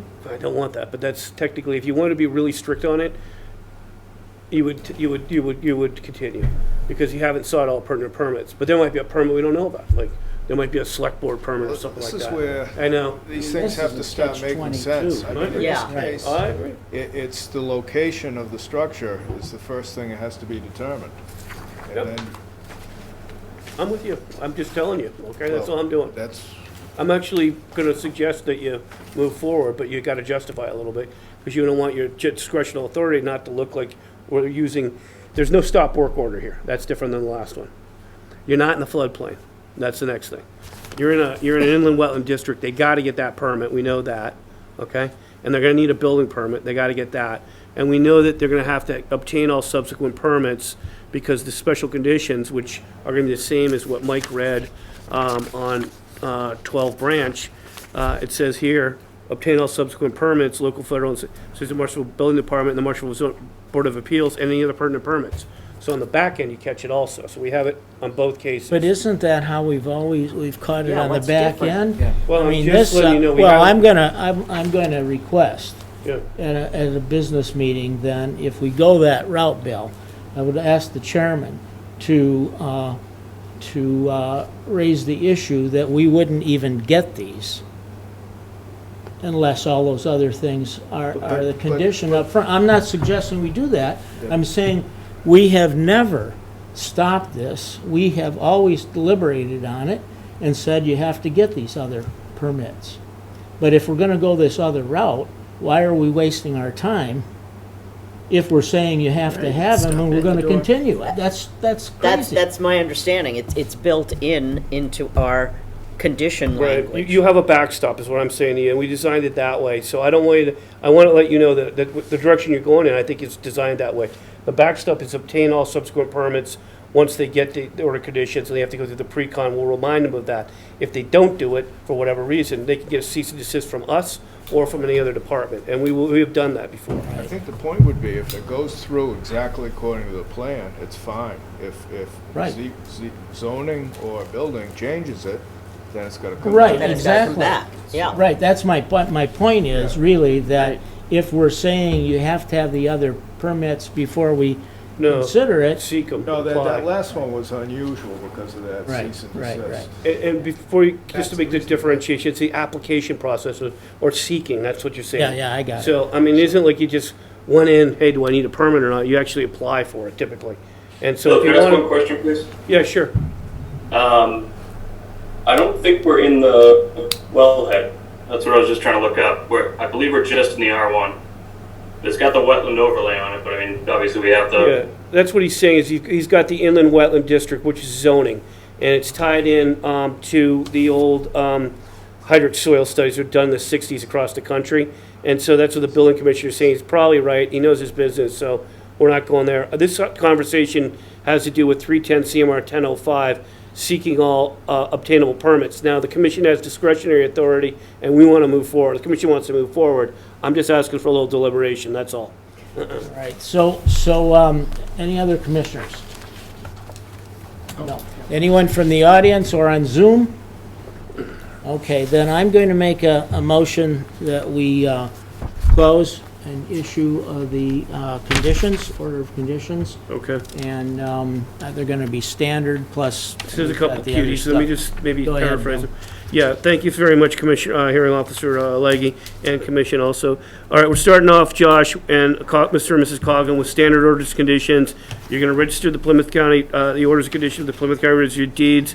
You're going to post a Mass DEP sign. You're going to have a pre-con meeting with either the Conservation Administrator or the agent. The construction are all very straightforward. You can read those. We want you to post the 6 permanent conservation markers during the construction. So shortly after completing the pool, we'd like that done. And then we need you to implement the mitigation plan referenced in Section 8, Item 8 in the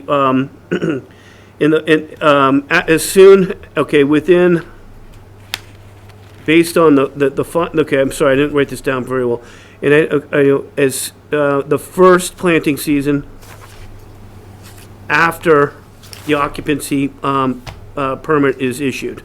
Planting season after the occupancy permit is issued. So in other words, I believe on pools, Josh, I might be wrong, you get an occupancy permit, is that correct? I don't know if it's an occupancy permit, but you get sign off from building once it's Okay, pulled let's up. call it planting season after building sign off, okay? All right.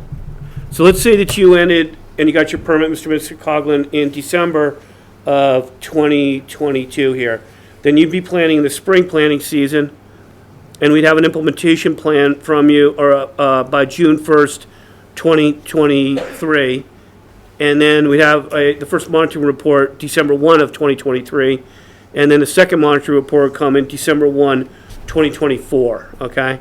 If you're in the fall, there's also an approach to it as well that's iterative. So in other words, there is an approach based upon when you complete the work and get your building sign off, if that makes some sense. You'll be planning in the following spring or fall season to get the mitigation started, okay? And the reason that is because the mitigation needs to be, is part of this project and the rationale for it to go forward, which you're all in on anyways. But this is the way we operate in Marshfield to ensure that the planning success has the greatest potential for short, middle, and long-term succession. And everything else in the post-construction is standard.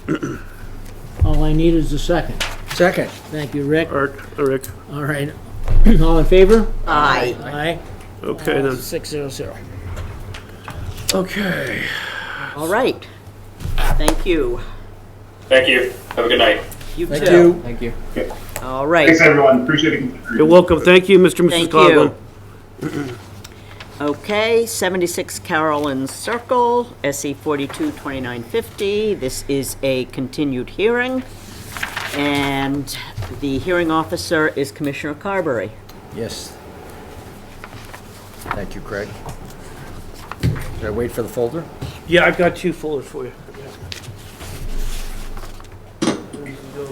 So I got you a little packet of just the comments from Terry, which I think you need, and the harbor master comments, so you'll see that on your desk there, commissioners. It's a fat And folder. my It's a additional fat folder. information request item, and it's right there. All right. Okay. What else page you need? Yep. So let me get that. So this is a review of a notice of intent that originally started on October 5th, 2021. Can I confirm the administrative stuff, taxes, abutters, DEP number? Yes. All set? Yes. Okay. So this is a shared dock project that includes a pier, a gangway, and floats that will be shared by 2 families. and includes a 10-foot easement across a neighbor's property to be able to get out to the river. So Terry, do you want to take us through the project proposal? I'm doing it right now, Terry. I'm trying to get it rotated. It's not liking me. All right, so we're gonna go boom. While you're doing that, for the record, Terry McGovern representing Mr. Gomes, who is here with me, Mr. All, who is sharing in this facility, is in Plimpton tonight at the Plimpton Town meeting in the town where he works and is unable to join us. As Mr. Carver has said, this was originally filed last fall and is actually a refiling of the previous notice of intent, where originally the intent was to reach to the immediate ditch or channel behind Mr. Gomes' property, which was withdrawn in early 2020 when it was opined by the harbor master and others that it wouldn't be practical to bring powercraft in there because the ditch is not wide enough to swing a boat around, and likewise has some stone revetments in it, which one of the pictures I provided on the thumb drive or on the Google Drive shows.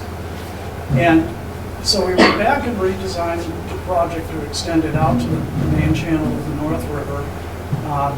In the process, Mr. All, who was building his property next door at 70 Carolyn Circle, and going through the permitting for his house, and was initially looking to build a similar structure, and they decided to, Mr. Gomes and Mr. All decided to combine efforts to share the expense and to share the maintenance and the upkeep of a single facility stretching out to the North River, which would obviously be much more beneficial to the environment and save a lot of construction over the salt marsh. So we filed that application in the fall, had a site visit, adjusted the location of the floats based on that, and proceeded forward with the North River Commission and ZBA. They're just kind of just as an aside, based on the other pending permits, those are just kind of administratively on hold at the moment. Both agencies, both the ZBA and the North River Commission, said, you know, they've basically left us open indefinitely until proceedings close here, because the next task would be to go to DEP waterways. Through the end of the year, through the holidays, we responded to comments from NISA and was issued a letter of no take, and responded to comments from Division of Marine Fisheries, which resulted, along with the harbor master comments and comments received from Bill, resulted in the plan that's in front of you. And really the changes from the original filing were to elevate the walkway about another foot to get that 1.5 to 1 foot ratio, and to allow more light underneath the structure, to spread out the post supports from 10 to 12 feet, and to show that at the end, from the angle point running out to the river, we make a bend near the end and to run out to the end. That will be grid decking to allow more light in that area, and likewise to provide additional light under a small kayak storage area, dock box area, which we narrowed on the last iteration, again in response to Division of Marine Fisheries. And most of the harbor master comments involved structural details, which have since been added, and some basically what we've shown is an X-frame support for the floats to be proposed at the river itself. Showed a detail of the floats themselves. Likewise shown a swing from high to low tide of the gangway, because there had been a question regarding the how far it would project into the river. And all of those questions regarding 25% of the channel width were well under that.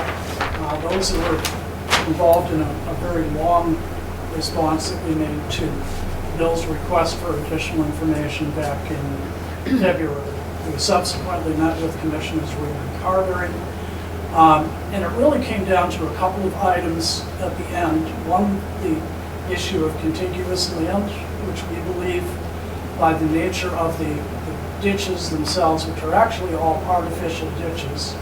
And there's actually an interesting article on the North and South River website regarding the history of salt marsh hanging and how they had used gondolas or shallow watercraft to come in and in some cases come in and remove salt marsh rather than be in the main channel of the river, which is bolstered by the argument that this particular artificial ditch that runs in a straight line across what Bill and I have called the midden kind of peters out in the middle and actually attaches. You can see a couple of similar ditches in nature around this part of the river, and in reading the article, they were dug as rectangles to demarc areas where people have rights to basically harvest salt marsh hay. And the intent was to say, okay, when you reach this point, here's the end of your lease or your permission to take hay. There's also a similar one located across, almost diagonally across from us off of Neilgate Street that has a similar walkway that is elevated over. One of the questions that the harbor master had was clearance over that ditch in elevating, and it actually does show up on our, I don't know if you can zoom in just a little bit in that area. We've noted on there that right up the bank, basically if you're at an average tide, you're going to be elevated between 6 and 7 feet above that bank. So going through there with a paddle craft, kayak, canoe, or something of that nature, rowboat, you would easily clear underneath that. The bottom of our structure is actually going to be, yeah, you do have the most recent one, is elevated up to 9.2 with an average bank elevation on the upland side of 3.2 and a little bit lower on the marsh side. With respect to the other question that was left hanging after Bill's request was the idea that we know in the regulations that the commission has set a maximum size of a 10 by 20 float. We believe in this location, which is unique, as it does extend out to the main channel of the river and is proposed to be a shared facility, that requesting 2 floats is not a reach, again, because it's intended to be a shared facility, and we're obviously saving the disturbance of going through the permitting of another dock, a walkway parallel to this across the marsh, and having a separate float. And what is also a little bit unique about this location is that you have tandem floats in the river in this location, which are accessed by multiple parties. Mr. Gomes has been working since last year, or actually earlier, even with Eric Rote, owner of Rote Marine. And the floats that are directly off from us, I don't know if one of the pictures. We want that sharing, sorry. Might be able to pull that up. All right, let me stop sharing. I was happy this was up there for so long. You want the pictures that you provided, It should be a, I see Neilgate, I see separate docks and X-frame picture. Which one do you like? pull up the one that says separate docks, because I think it shows a couple of things on it. All right, okay, very good. Let me get that shared up here. All right, let's see. But this particular location, in effect, already has moored tandem floats, which you can see along the river. In this case, our dock is the yellow dock. Had Mr. All proposed his dock, his would be where the orange line would be, basically on the other side of that mosquito ditch in the middle.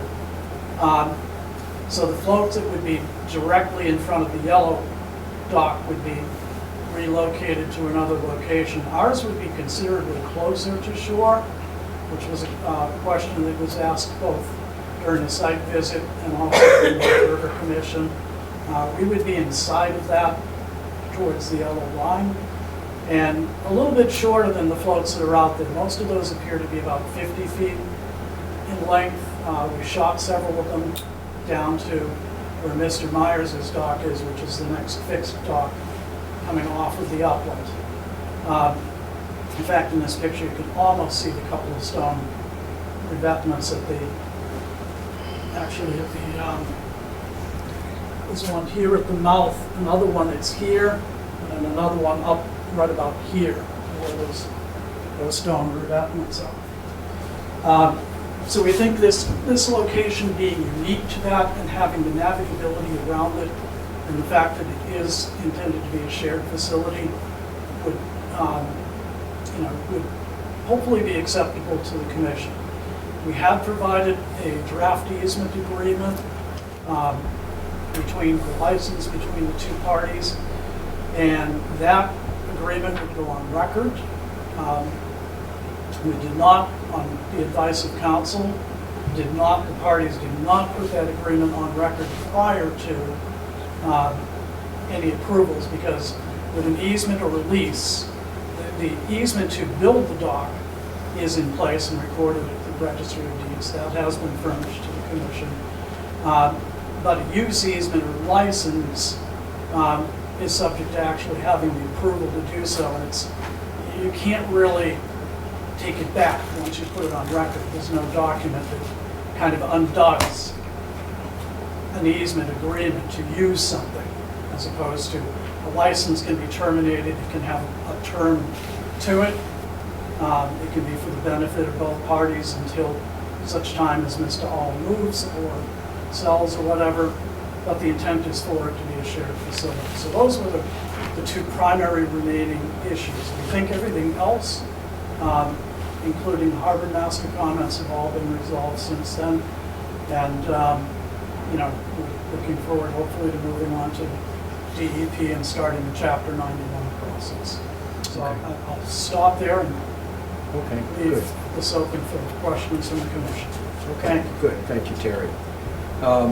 Madam Chair, I'm going to break process a little bit here, and before we ask for administrator notes, I just want to do a little bit of level setting around performance standards, not only to remind my fellow commissioners, but to make sure everybody understands what's been happening over the past 5 years with performance standards, because the discussion we're going to have around this project and before we decide the direction of it, and it is a complex project, docks are complex projects, just want to make sure that we have the right framework around these performance standards. So if you'll indulge me just for a second, I'd like to go through that. So for the past 5 years, the Conservation Commission has been working on revising performance standards for docks and piers with a couple of objectives. One is to strike a balance between supporting homeowners to take advantage and use of the land that they have that abuts beautiful rivers like the North and South Rivers, as well as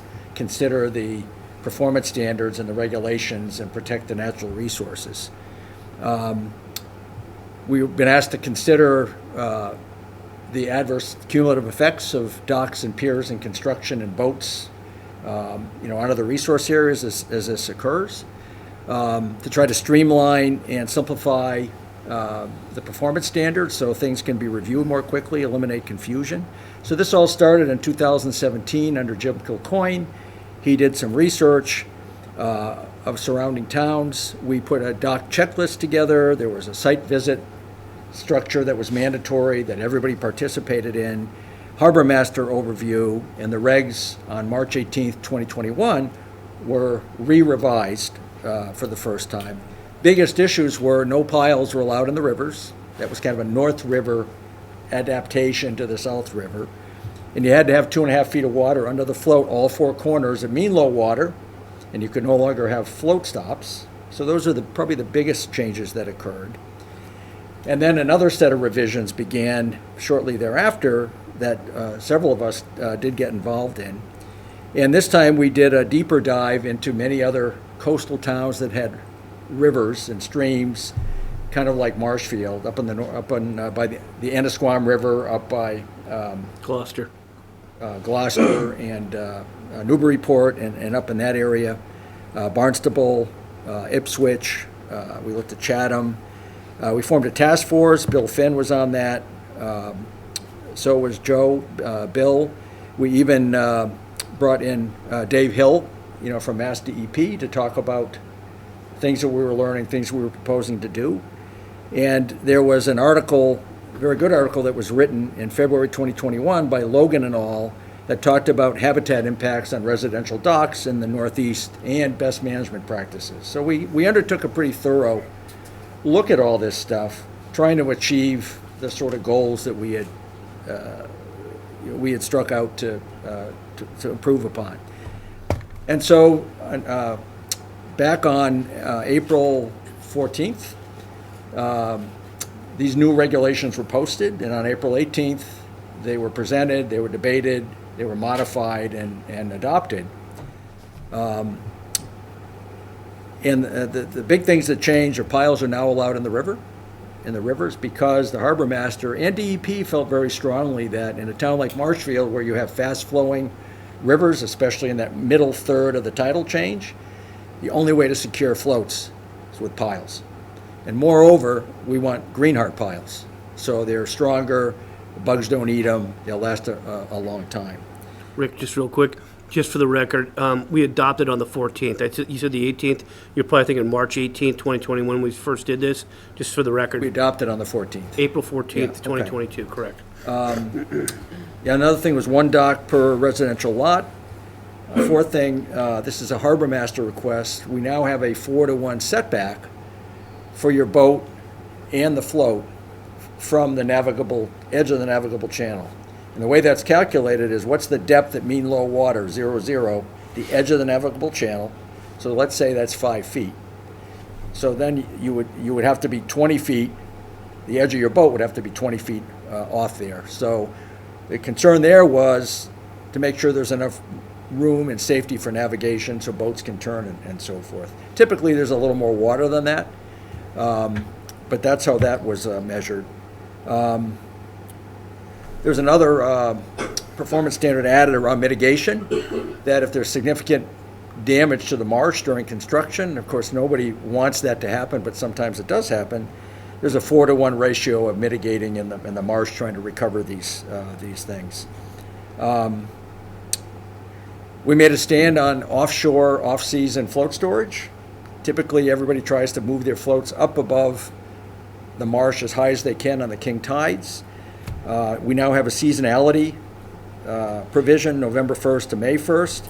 Move those floats during the dormant stage up as high as you can, and that's a requirement now. No obstruction of navigable waterways by any structure. And I think we strengthen the role and the impact of the harbor master from the standpoint of what his jurisdiction is, which is really safety, navigation, shellfish, and those sorts of things. So what happened with these regulations, they've been adopted April 14th, and all pending projects and all new projects all are going to be run through the filter of those new regulations. All right? That was recommended by town council. That was proposed and debated and voted on by this commission, back on April 14th. So I'm going to stop there, and I'm going to ask the administrator for his comments before we go on. So, thank you for indulging me in that stuff. I think it's important because there's been a milestone change and everything.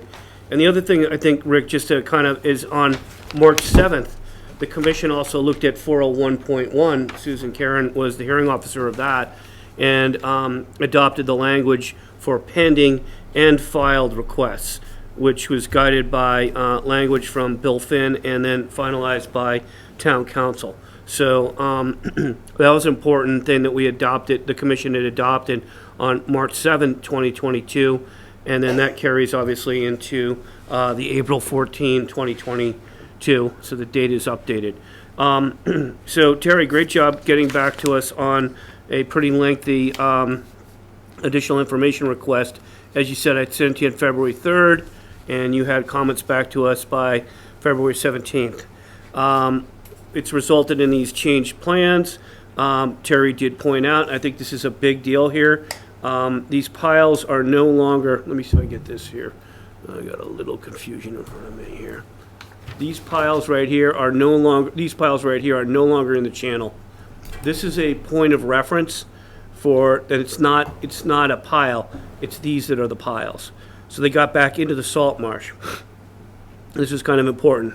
Now, I think questions should be asked about what's going on up here, because, you know, if that's got any potential for navigability issues or stuff like that, which doesn't seem like it does, I think you should want to know what that is. This looks like it's aluminum or beams or large stringers of some kind. It's just a larger stringer. Okay. Expanded channel. So what is the hash items there? That's showing the width of where we're spanning Okay. from post to post. So no netting, nothing like that? Yeah, it's Okay. basically showing it's about 42-foot span. Okay, so that's that. All right, so let me see if I can now move us this way.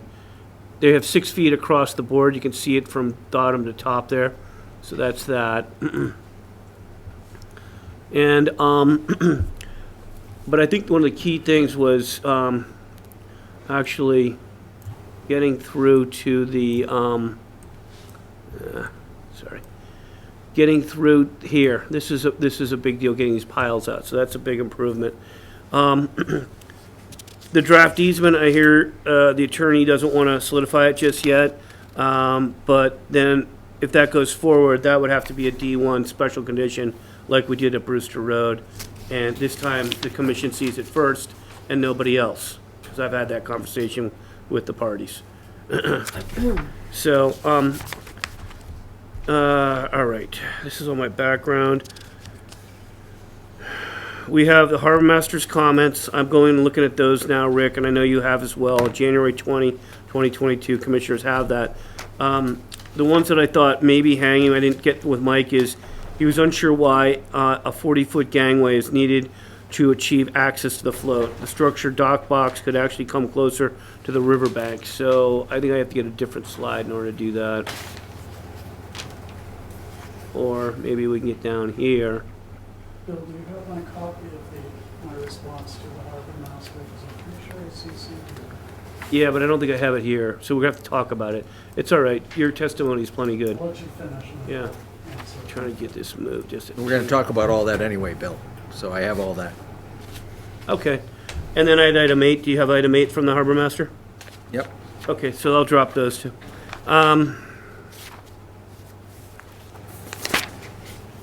DMF commented, and they went up to 6 feet, so that's responded to. Natural Heritage did not have any concerns, as Terry said. North River Commission is waiting for the Concom to finalize. The Zoning Board of Appeals has been, they're seeking that, so that's, they're waiting. The building commissioner states that a building permit is going to be required. Maybe not a floodplain permit. So that's typical, so that can come later. We will catch that with the backboard, which is the obtain all subsequent permits. Harbor Master comments you just heard about. The float is now secured to stabilizer bars, but has a provision to be secured to the bottom. Okay, so what I'm talking about that is here. It's secured to the bottom, and it says using ropes. And in the details, which is not on this page, I don't think, that language said that it would be primarily, maybe I do have it here. Terry, do I have it? Yeah, there we go. Yeah. It's a nylon rope. Correct. But I think Mike wanted to know, what is it? Is it going to be a weight of some kind? You know, that's what is it tied to? And typically there's some kind of a weighting system, which is what's indicated here, and I think that's all he wanted, and I was curious as well.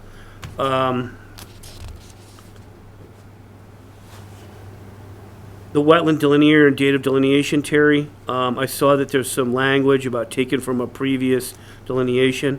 We need to get that on there, because it's supposed to be delineated by a qualified wetland scientist. That's housekeeping at this stage.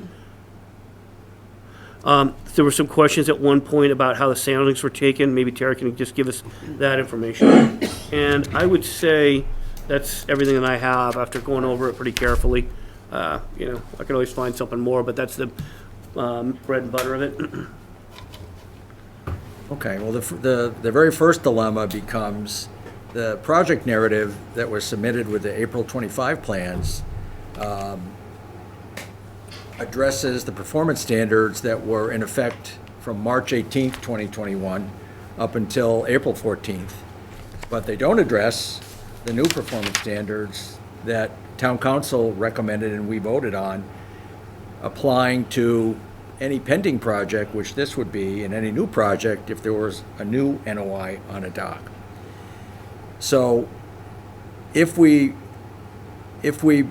begin to apply the new performance standards, there still are some stumbling blocks that need to be sorted out.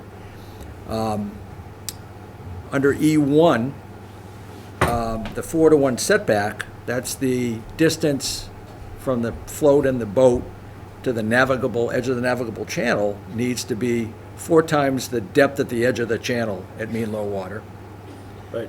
E1 also doesn't have a contiguous statement contiguous land statement anymore. It just simply says now 1 dock per residential parcel.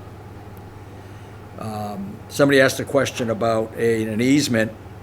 If the easement is from a neighbor that already has a dock on that parcel, is that a disconnect or not? No, let me finish. E4, shared docks, shared piers are good. It's better for the resource areas. It's lower cost for project owners. It's something that's encouraged by us, encouraged by Mass DEP.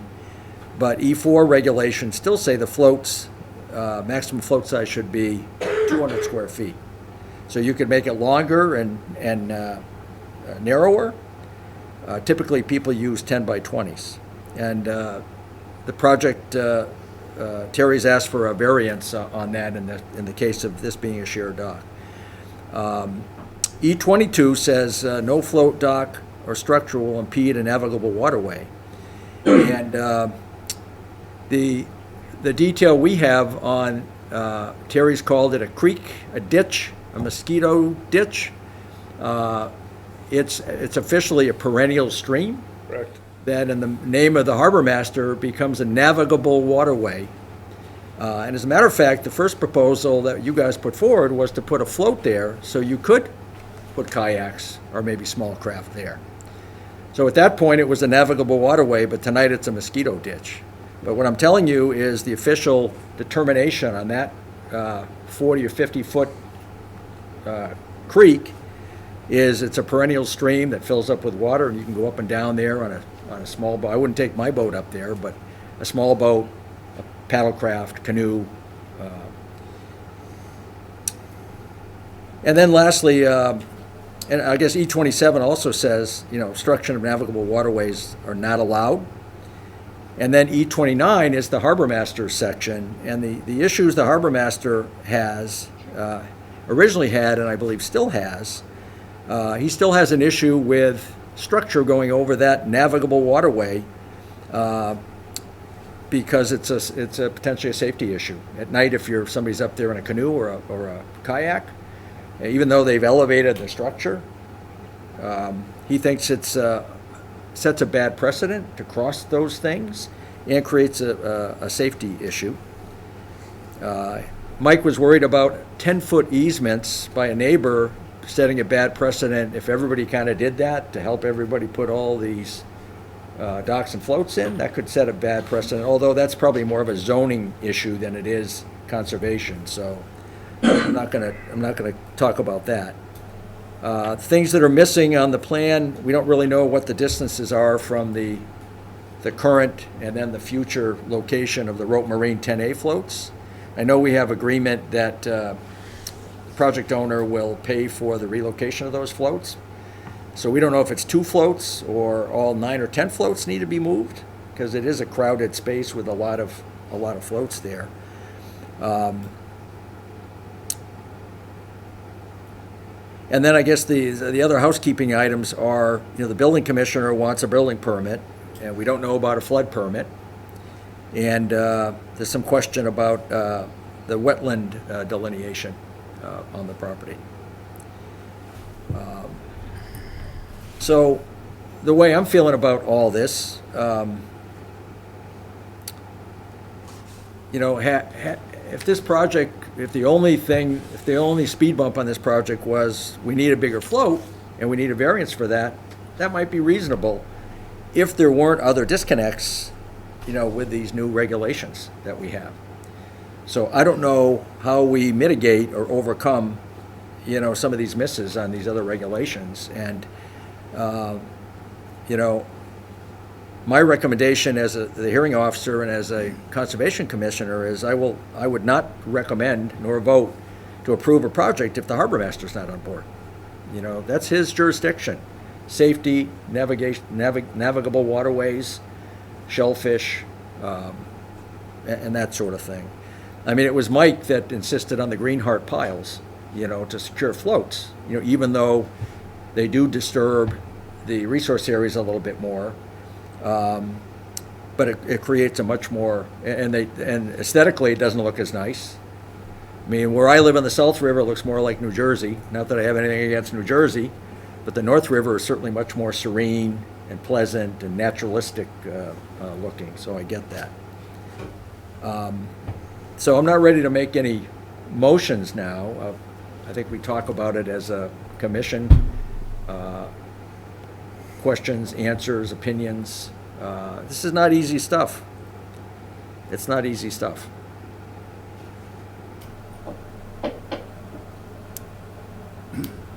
I think we all recognize this has been a long project, and the applicants have really worked to bring forth something, but there are a lot of open issues that I don't think that we really can consider at this point. I agree with you. We always take the advice of our partners in permitting, and we have pretty much a recommendation for more questions. I think we have to answer the questions.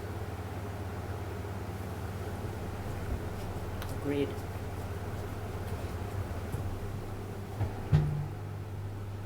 I guess starting at the top, which one of those would be insurmountable with the existing conditions? Or the existing rules? I think the harbor master issue about crossing that navigable waterway is a big issue for Mike. Still is a big issue, even though the structure has been elevated. Mike thinks well, it's a safety issue, and You can build a bridge, right? Yeah. Which, I mean, I don't even know even where we start with the regulations, but, you know, look at, Cape Cod Canal. well, on a small 38 scale, bridge. say the Keble Bridge on the South River. Sound like we That's a historic need to type thing, continue though, you this, know? come back and So- address these issues. Yeah, so I think that's a big issue. You know, the performance standards that say, you know, no obstructions of navigable waterways, not allowed. That's pretty specific. You know, frankly, if they wanted a bigger float and a variance for that, and there weren't any other stumbling blocks, you know, the commission may allow that. You know, we would consider that because, as Terry pointed out, it's certainly much better for the resource areas to build one set of piers and share one set of floats than build two out there. I mean, And- the cross, excuse me. No, go ahead. I'm just trying to think that the creek, you know, moving the piles out so that they're not within the creek and elevate, there must be some point where it's allowable. So that's, and I'm just talking off the top of my head, but. Well, if the question is, But the next thing is the whole easement and the crossing and one dock per property. yeah, I don't see a way around that with the existing property boundaries. Yeah.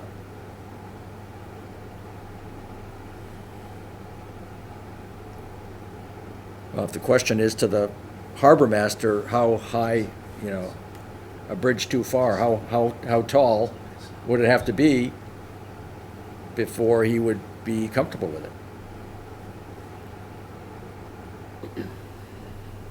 And I don't know about the one dock per residential parcel.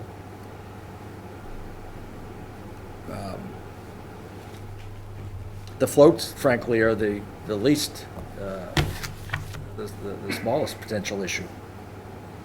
So you're saying that the structures in the river, that can probably be worked out? I'm sure you can build it at some height.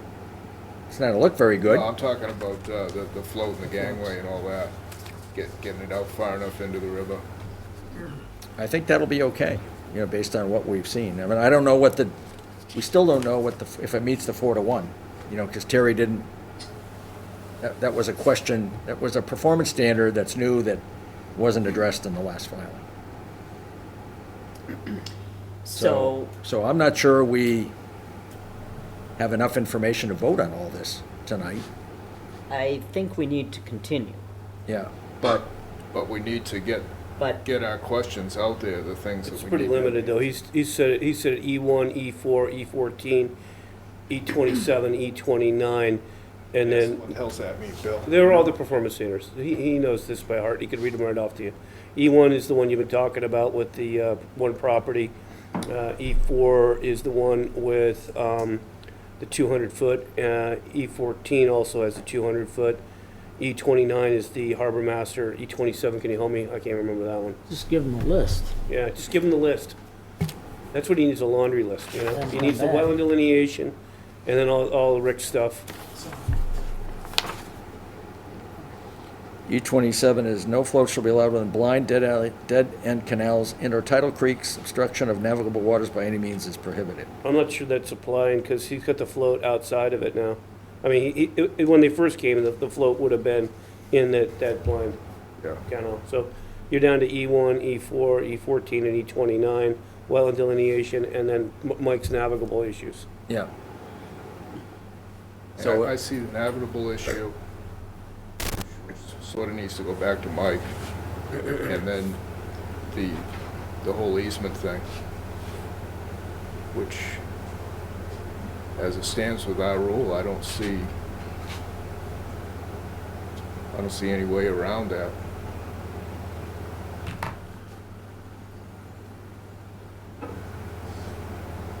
Well, maybe while we're all here and we're spending time, maybe we should recruit comments from the public here in the room and on the Zoom call. I think I'd like to hear, since I've spent a fair amount of time on this today, I don't feel like I'm done listening, talking about it yet. So what about comments from the public, abutters, friends, neighbors, lovers? Gary? Regarding the one dock per parcel, this is a completely separate parcel of land than the owner's dock is on a different parcel, so it's two separate parcels. Okay. I guess we can talk to Mike about navigability, but somebody's, I think that's 6 feet above high tide. I mean, Terry can talk to it better than I can, but at high tide, somebody stands up in a canoe, maybe they can go like this and reach it. I've lived there 24 years, I've never seen anybody go up there at night in a paddle. Maybe I can't see it. Union Bridge isn't much different from that. it's not. How do we determine if Gary's, Mr. Gomes' point about parcels is accurate? I can show you that. They don't. There's two parcels over there, and they don't have anything on the second Myers parcel. So that's not the problem. The problem is Mr. Gomes' property contiguous or one parcel with the one that is Myers, and they're separate. And that's what happens with the E1, is you have two separate parcels. Non-contiguous, in other words. That's it. Yeah. Anybody else from the public? I have a question of, Can you say your name for the record, sir? William Finn, Bill Finn. And your address, please? 96 Dog Lane, Marshfield Hills. Okay. My question is, has this at all been presented since the increase in the height? Has this all been at all reviewed at all by the North River Commission? Yes. The new plan? It was submitted to Gary Walcott at the North River Commission for review. They had no comment. It's still pending. And the increase in height at the time was less than a foot. They had no comment on it. It's still pending, just open pending action by this commission. Okay, I'm concerned about what they might think in terms of the visual impact of the increase in height. Because that's their major concern, is the visual impact from the river.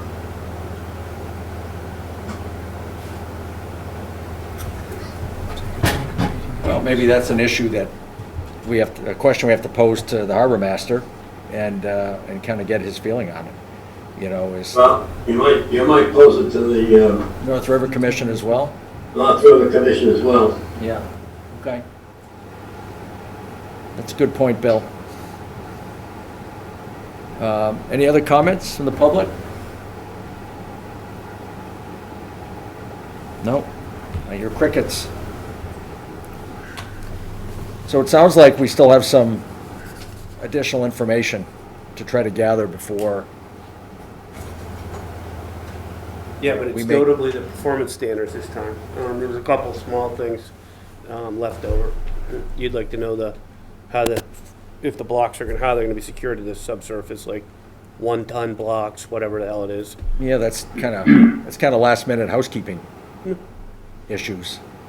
But it seems like the one dock per parcel or per residential plot,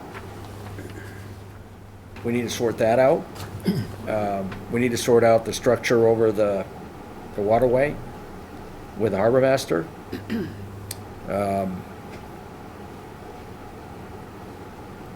I think the size of the float issue would be something we would debate maybe in a next hearing on this project.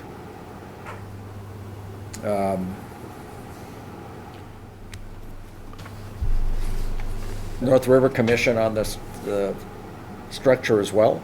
And how high could you make the structure? If it's 6 feet now at high tide, what if it's 10?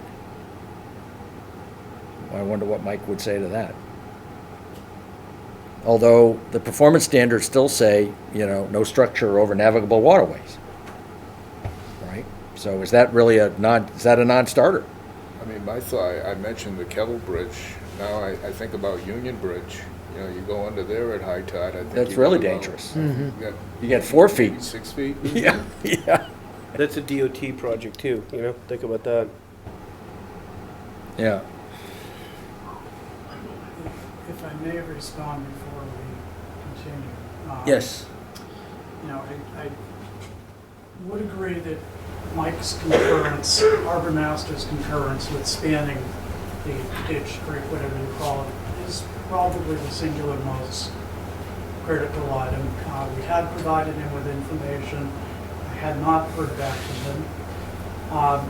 With respect to the change in the performance standards, to me that's a legal question from what some of the changes that you've mentioned, certainly using greenheart piles out at the river may in fact prove to be a benefit with respect to the length of the gangway. I had been out there with Bill and the harbor master in November, and we had made that change to adjust the depth of the float to meet what were then the current performance standards of having 30 inches of draft underneath, and I think in the North River, you certainly can make that standard. But again, it's a very recent change to the regulations, and I look at, from my own experience, and I understand you may have consulted with town council on this, but I look at zoning and planning regulations and Board of Health regulations that are put forth, as Mr. Finn may be aware, that usually when these are voted at a town meeting or advertised, anything that is in process prior to that is usually covered under the prior performance standards. Having said that, I think there are some things in there that are questions that certainly can be answered to the satisfaction of the current standards. However, there are others that may require further clarification. And to me, certainly when we had our meeting in March, there wasn't a mention about meeting the new performance standards. We really had circled in on those two items in meeting the harbor master comments. So I think that's about all I can express at this particular point. Certainly we're willing to circle back to Mike. We had given him this set of revised plans back in April. I know it's his busy time of year, but I can have a sit down with him regarding that. Okay. All right. So I guess when do you want to continue to? Is there the next meeting is June 1st? Yep. I would say go to the meeting after that. We're already at the 18th, and only because Mike is really busy. Yeah.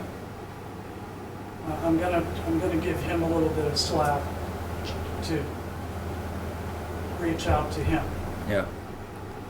Yeah, he played a very crucial, critical role in the reviews that we did around all this stuff, as did Dave Hill from DEP. So I guess I'll make a motion to continue. June 15th, Until June 2022. 15th. 2022. Do I have a second? Second. Hey, All Joe. in favor? Aye. Okay. Do you want us to write up the list of questions? Yes, please. Okay. Yeah, Bill and I will do that. Thank you.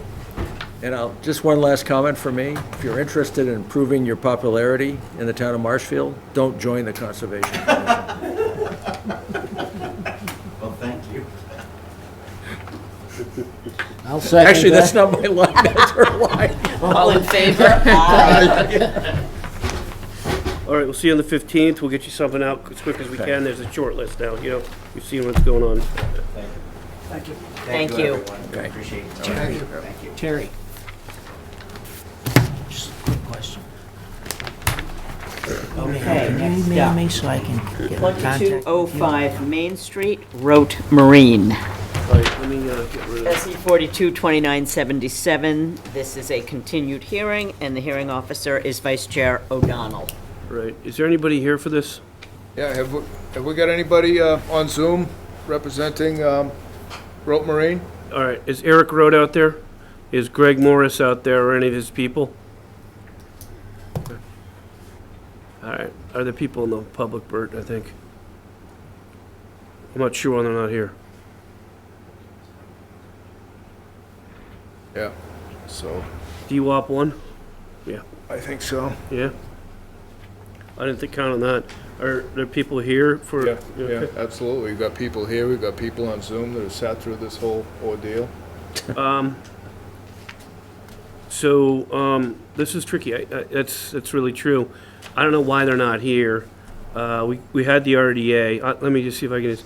They overreached on some of that, and then they cooperated, and then they knew that this had to be an additional portion of the pavement. Craig and I and Mike and you, Bert, are all involved in this. Several hundred square feet of paving that wasn't on the plan, that was inside a riverfront, was going to get folded into this notice of intent. Yeah, we also I said there was needed- going to possibly be additional fees and new plans. I remember this. I remember sending it out. So I'm not sure why they're not here. I mean, Yeah, I mean, you can go back and look at the minutes from the meeting, but I believe we continued until tonight. I mean, if the applicant's not here, I don't know if you're allowed to talk on, maybe Bill Finn has an idea. We don't have a lawyer I here. don't believe we should.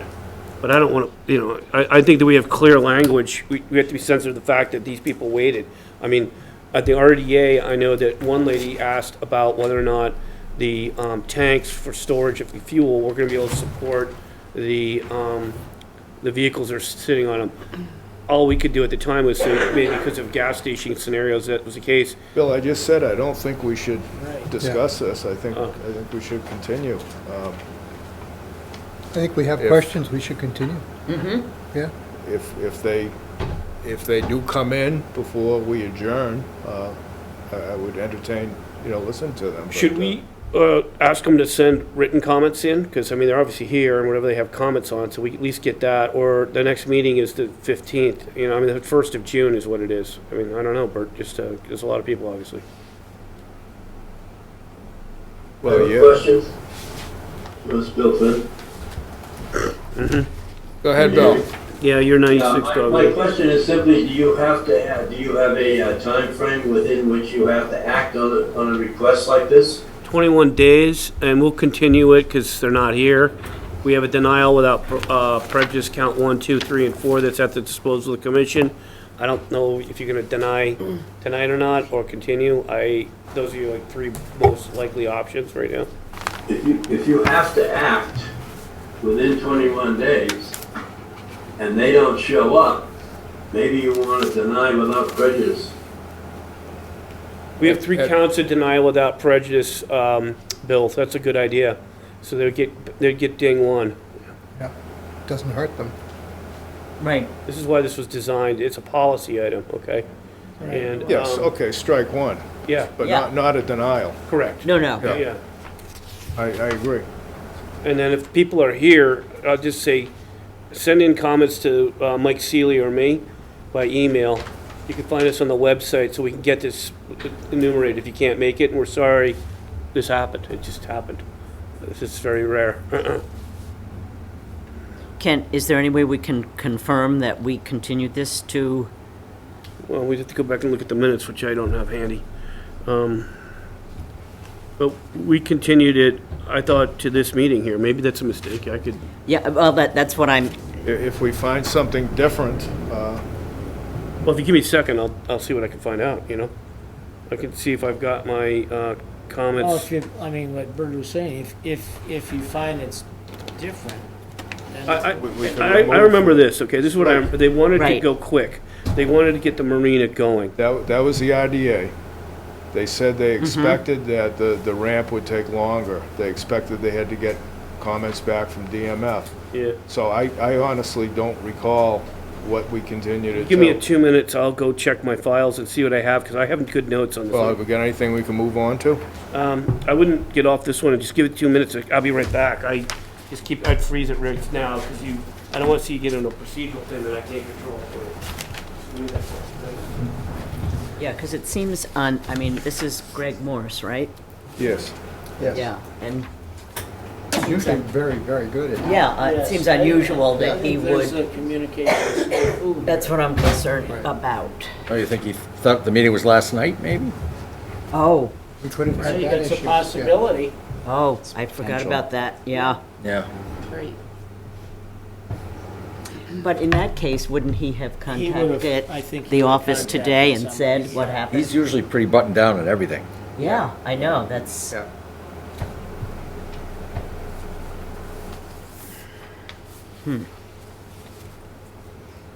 Craig, maybe we can answer the one chat question that's there. What does a denial without prejudice mean? Oh, who's got their, Helen had it up, it just went Yeah. down, so. okay. Michael, would you be prepared to wing it on that, or would you like Craig or I to? Are you familiar with I would that? prefer Craig to answer that. I don't know Madam if, Chair. I don't know if Yeah. that's come up since Michael You has wanna even take it, been Craig? here. Yeah. Yeah, we find that people come in and have not provided us with adequate information.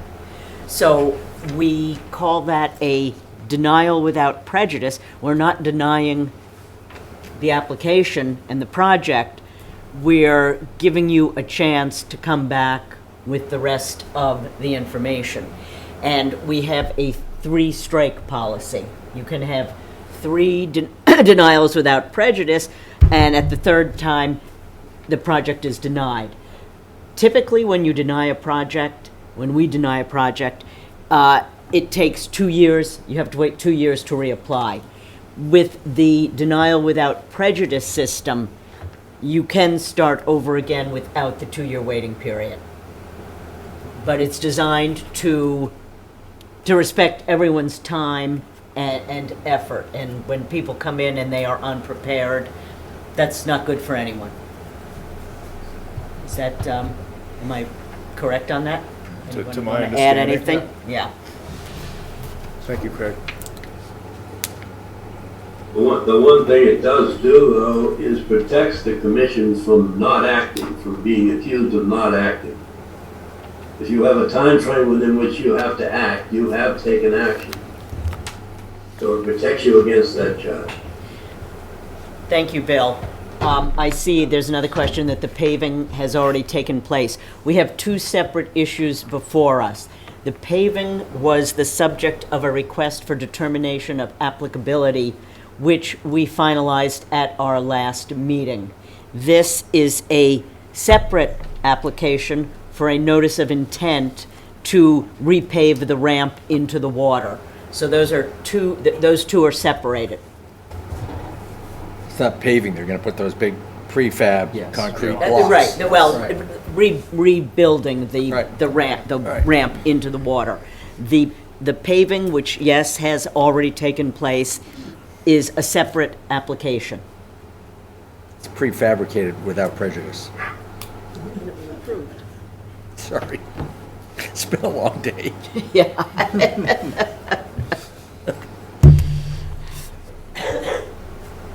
I'm glad the audience is laughing at my jokes.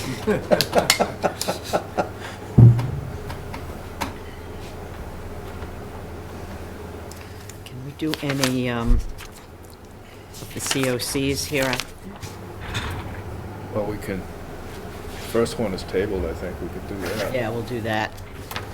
All right, I'm going to, Want to do some COCs? yes, while we're waiting for, where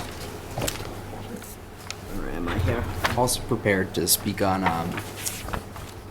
the COC for the amended and also 2760. Okay, so let's move forward with. Yeah, for While Verizon we are- and Palace, you can Yep. do both those? Okay. So we have COCs and extensions. SE 42-1763 at 459 Highland Street. I move that we table this until we receive submittals from the owner. May I have a second? Second. June 1st? Yes, June 1st. Okay, my mistake. That's a clear, my fault. Nice, so it's a non-hearing. Yeah, so everybody that's here on Rote Marine, that has been continued until June 1st. Sorry about that, that was On me, my bad. It's administrative been a, mistake.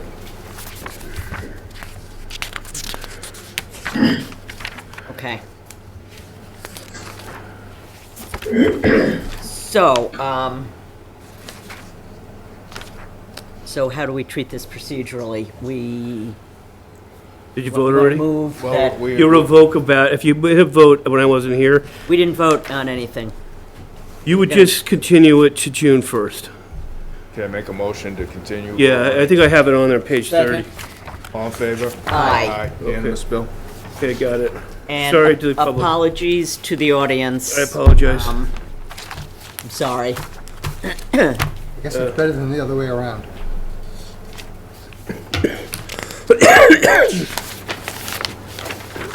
Okay, certificates of completion, SE 42-1763 at 459 Highland Street. I move that we table this. Do we need a date on that, Bill, or Just keep that's- tabling it. just- Yeah, okay. I talked to Rick Servant today, just quickly. He's going to Okay. get something to us.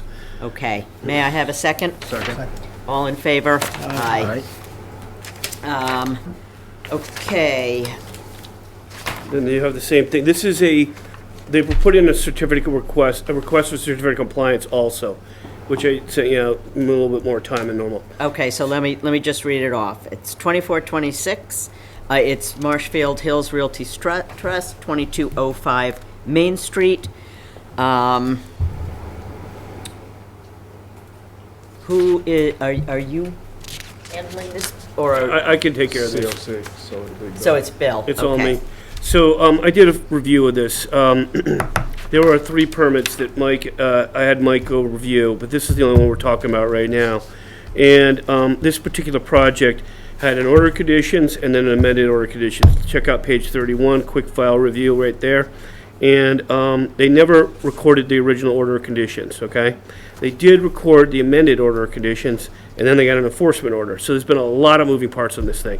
And when I looked at the file, there was Board of Health in there was ZBA, Building Department, Jerry O'Neill, et cetera, a lot of parties. Now, I also gave you some additional information on page 32. Records request here. You can get an idea of all the activity going on for all this.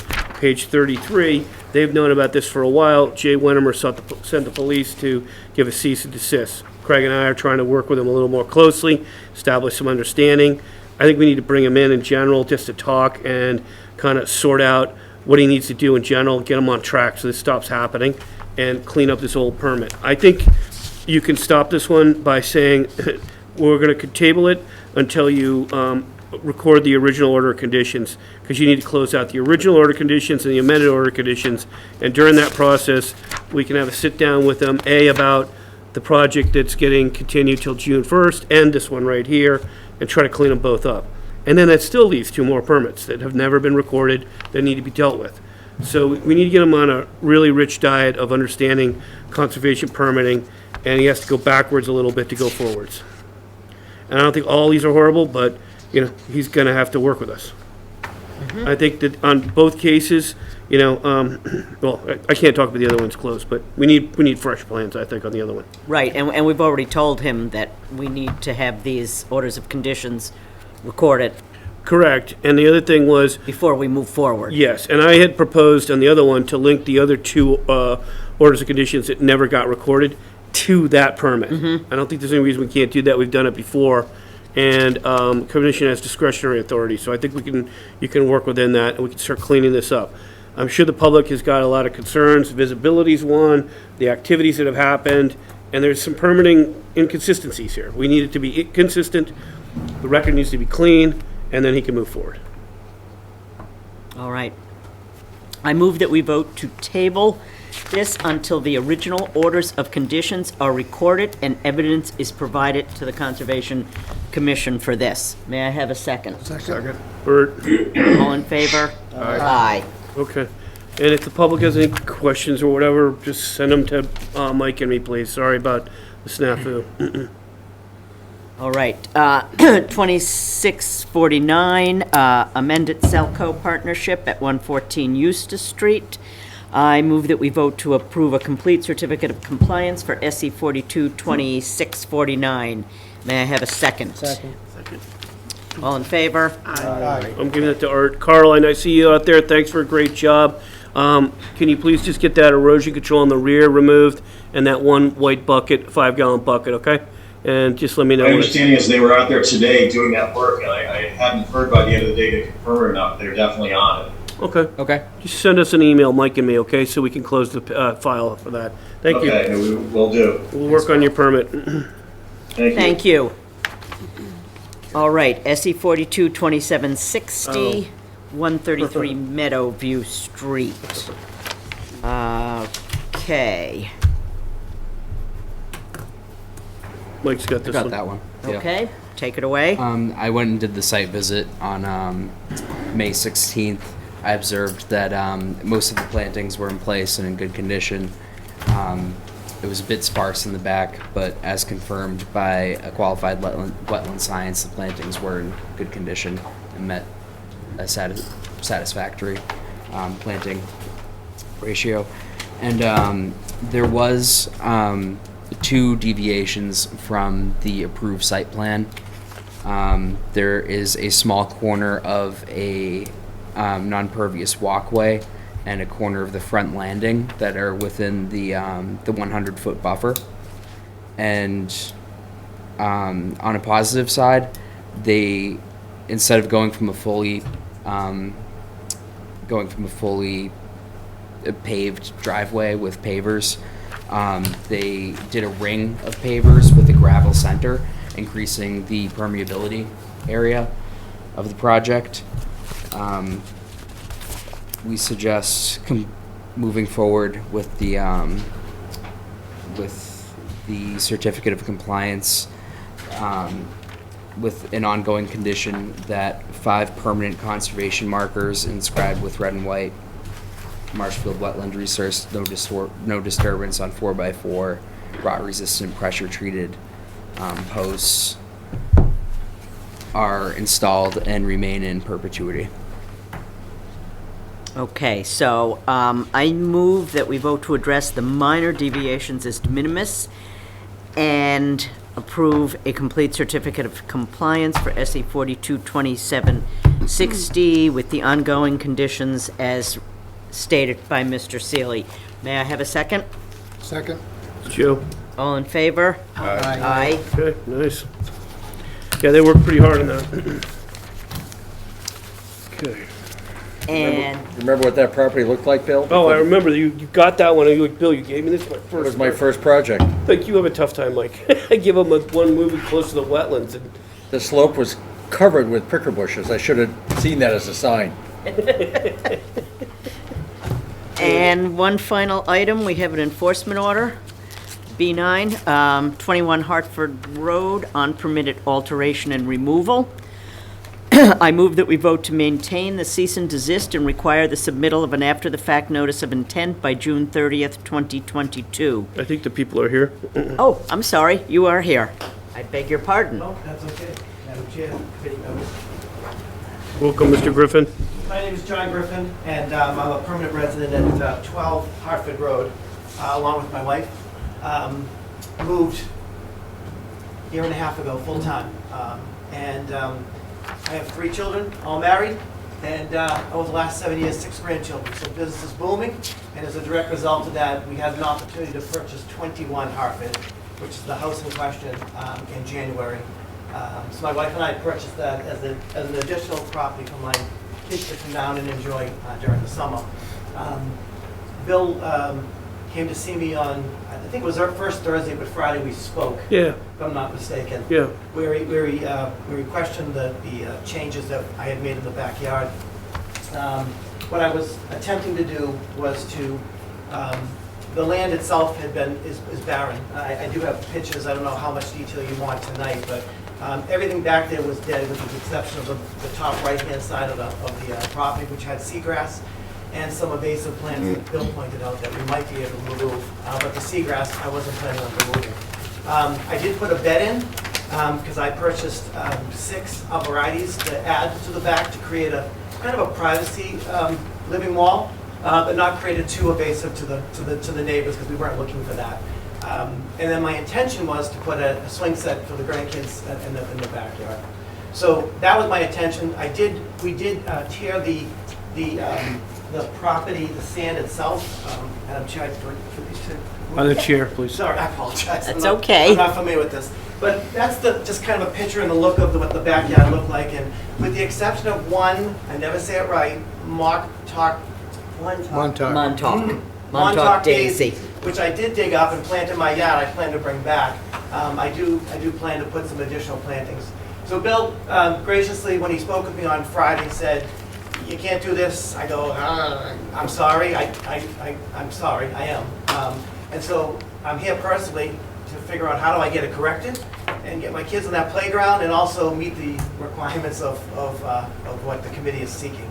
But as God is my witness, I've been there for 5 years. I'm full-time now, a year and a half, because I retired in June of last year. There was nothing living back there, and it was a blatant desert. And because of the water coming over the seawall and running through yards and coming through, it obliterated everything. And I do have 2 family members, but there are also neighbors that can attest to that there was very little out there.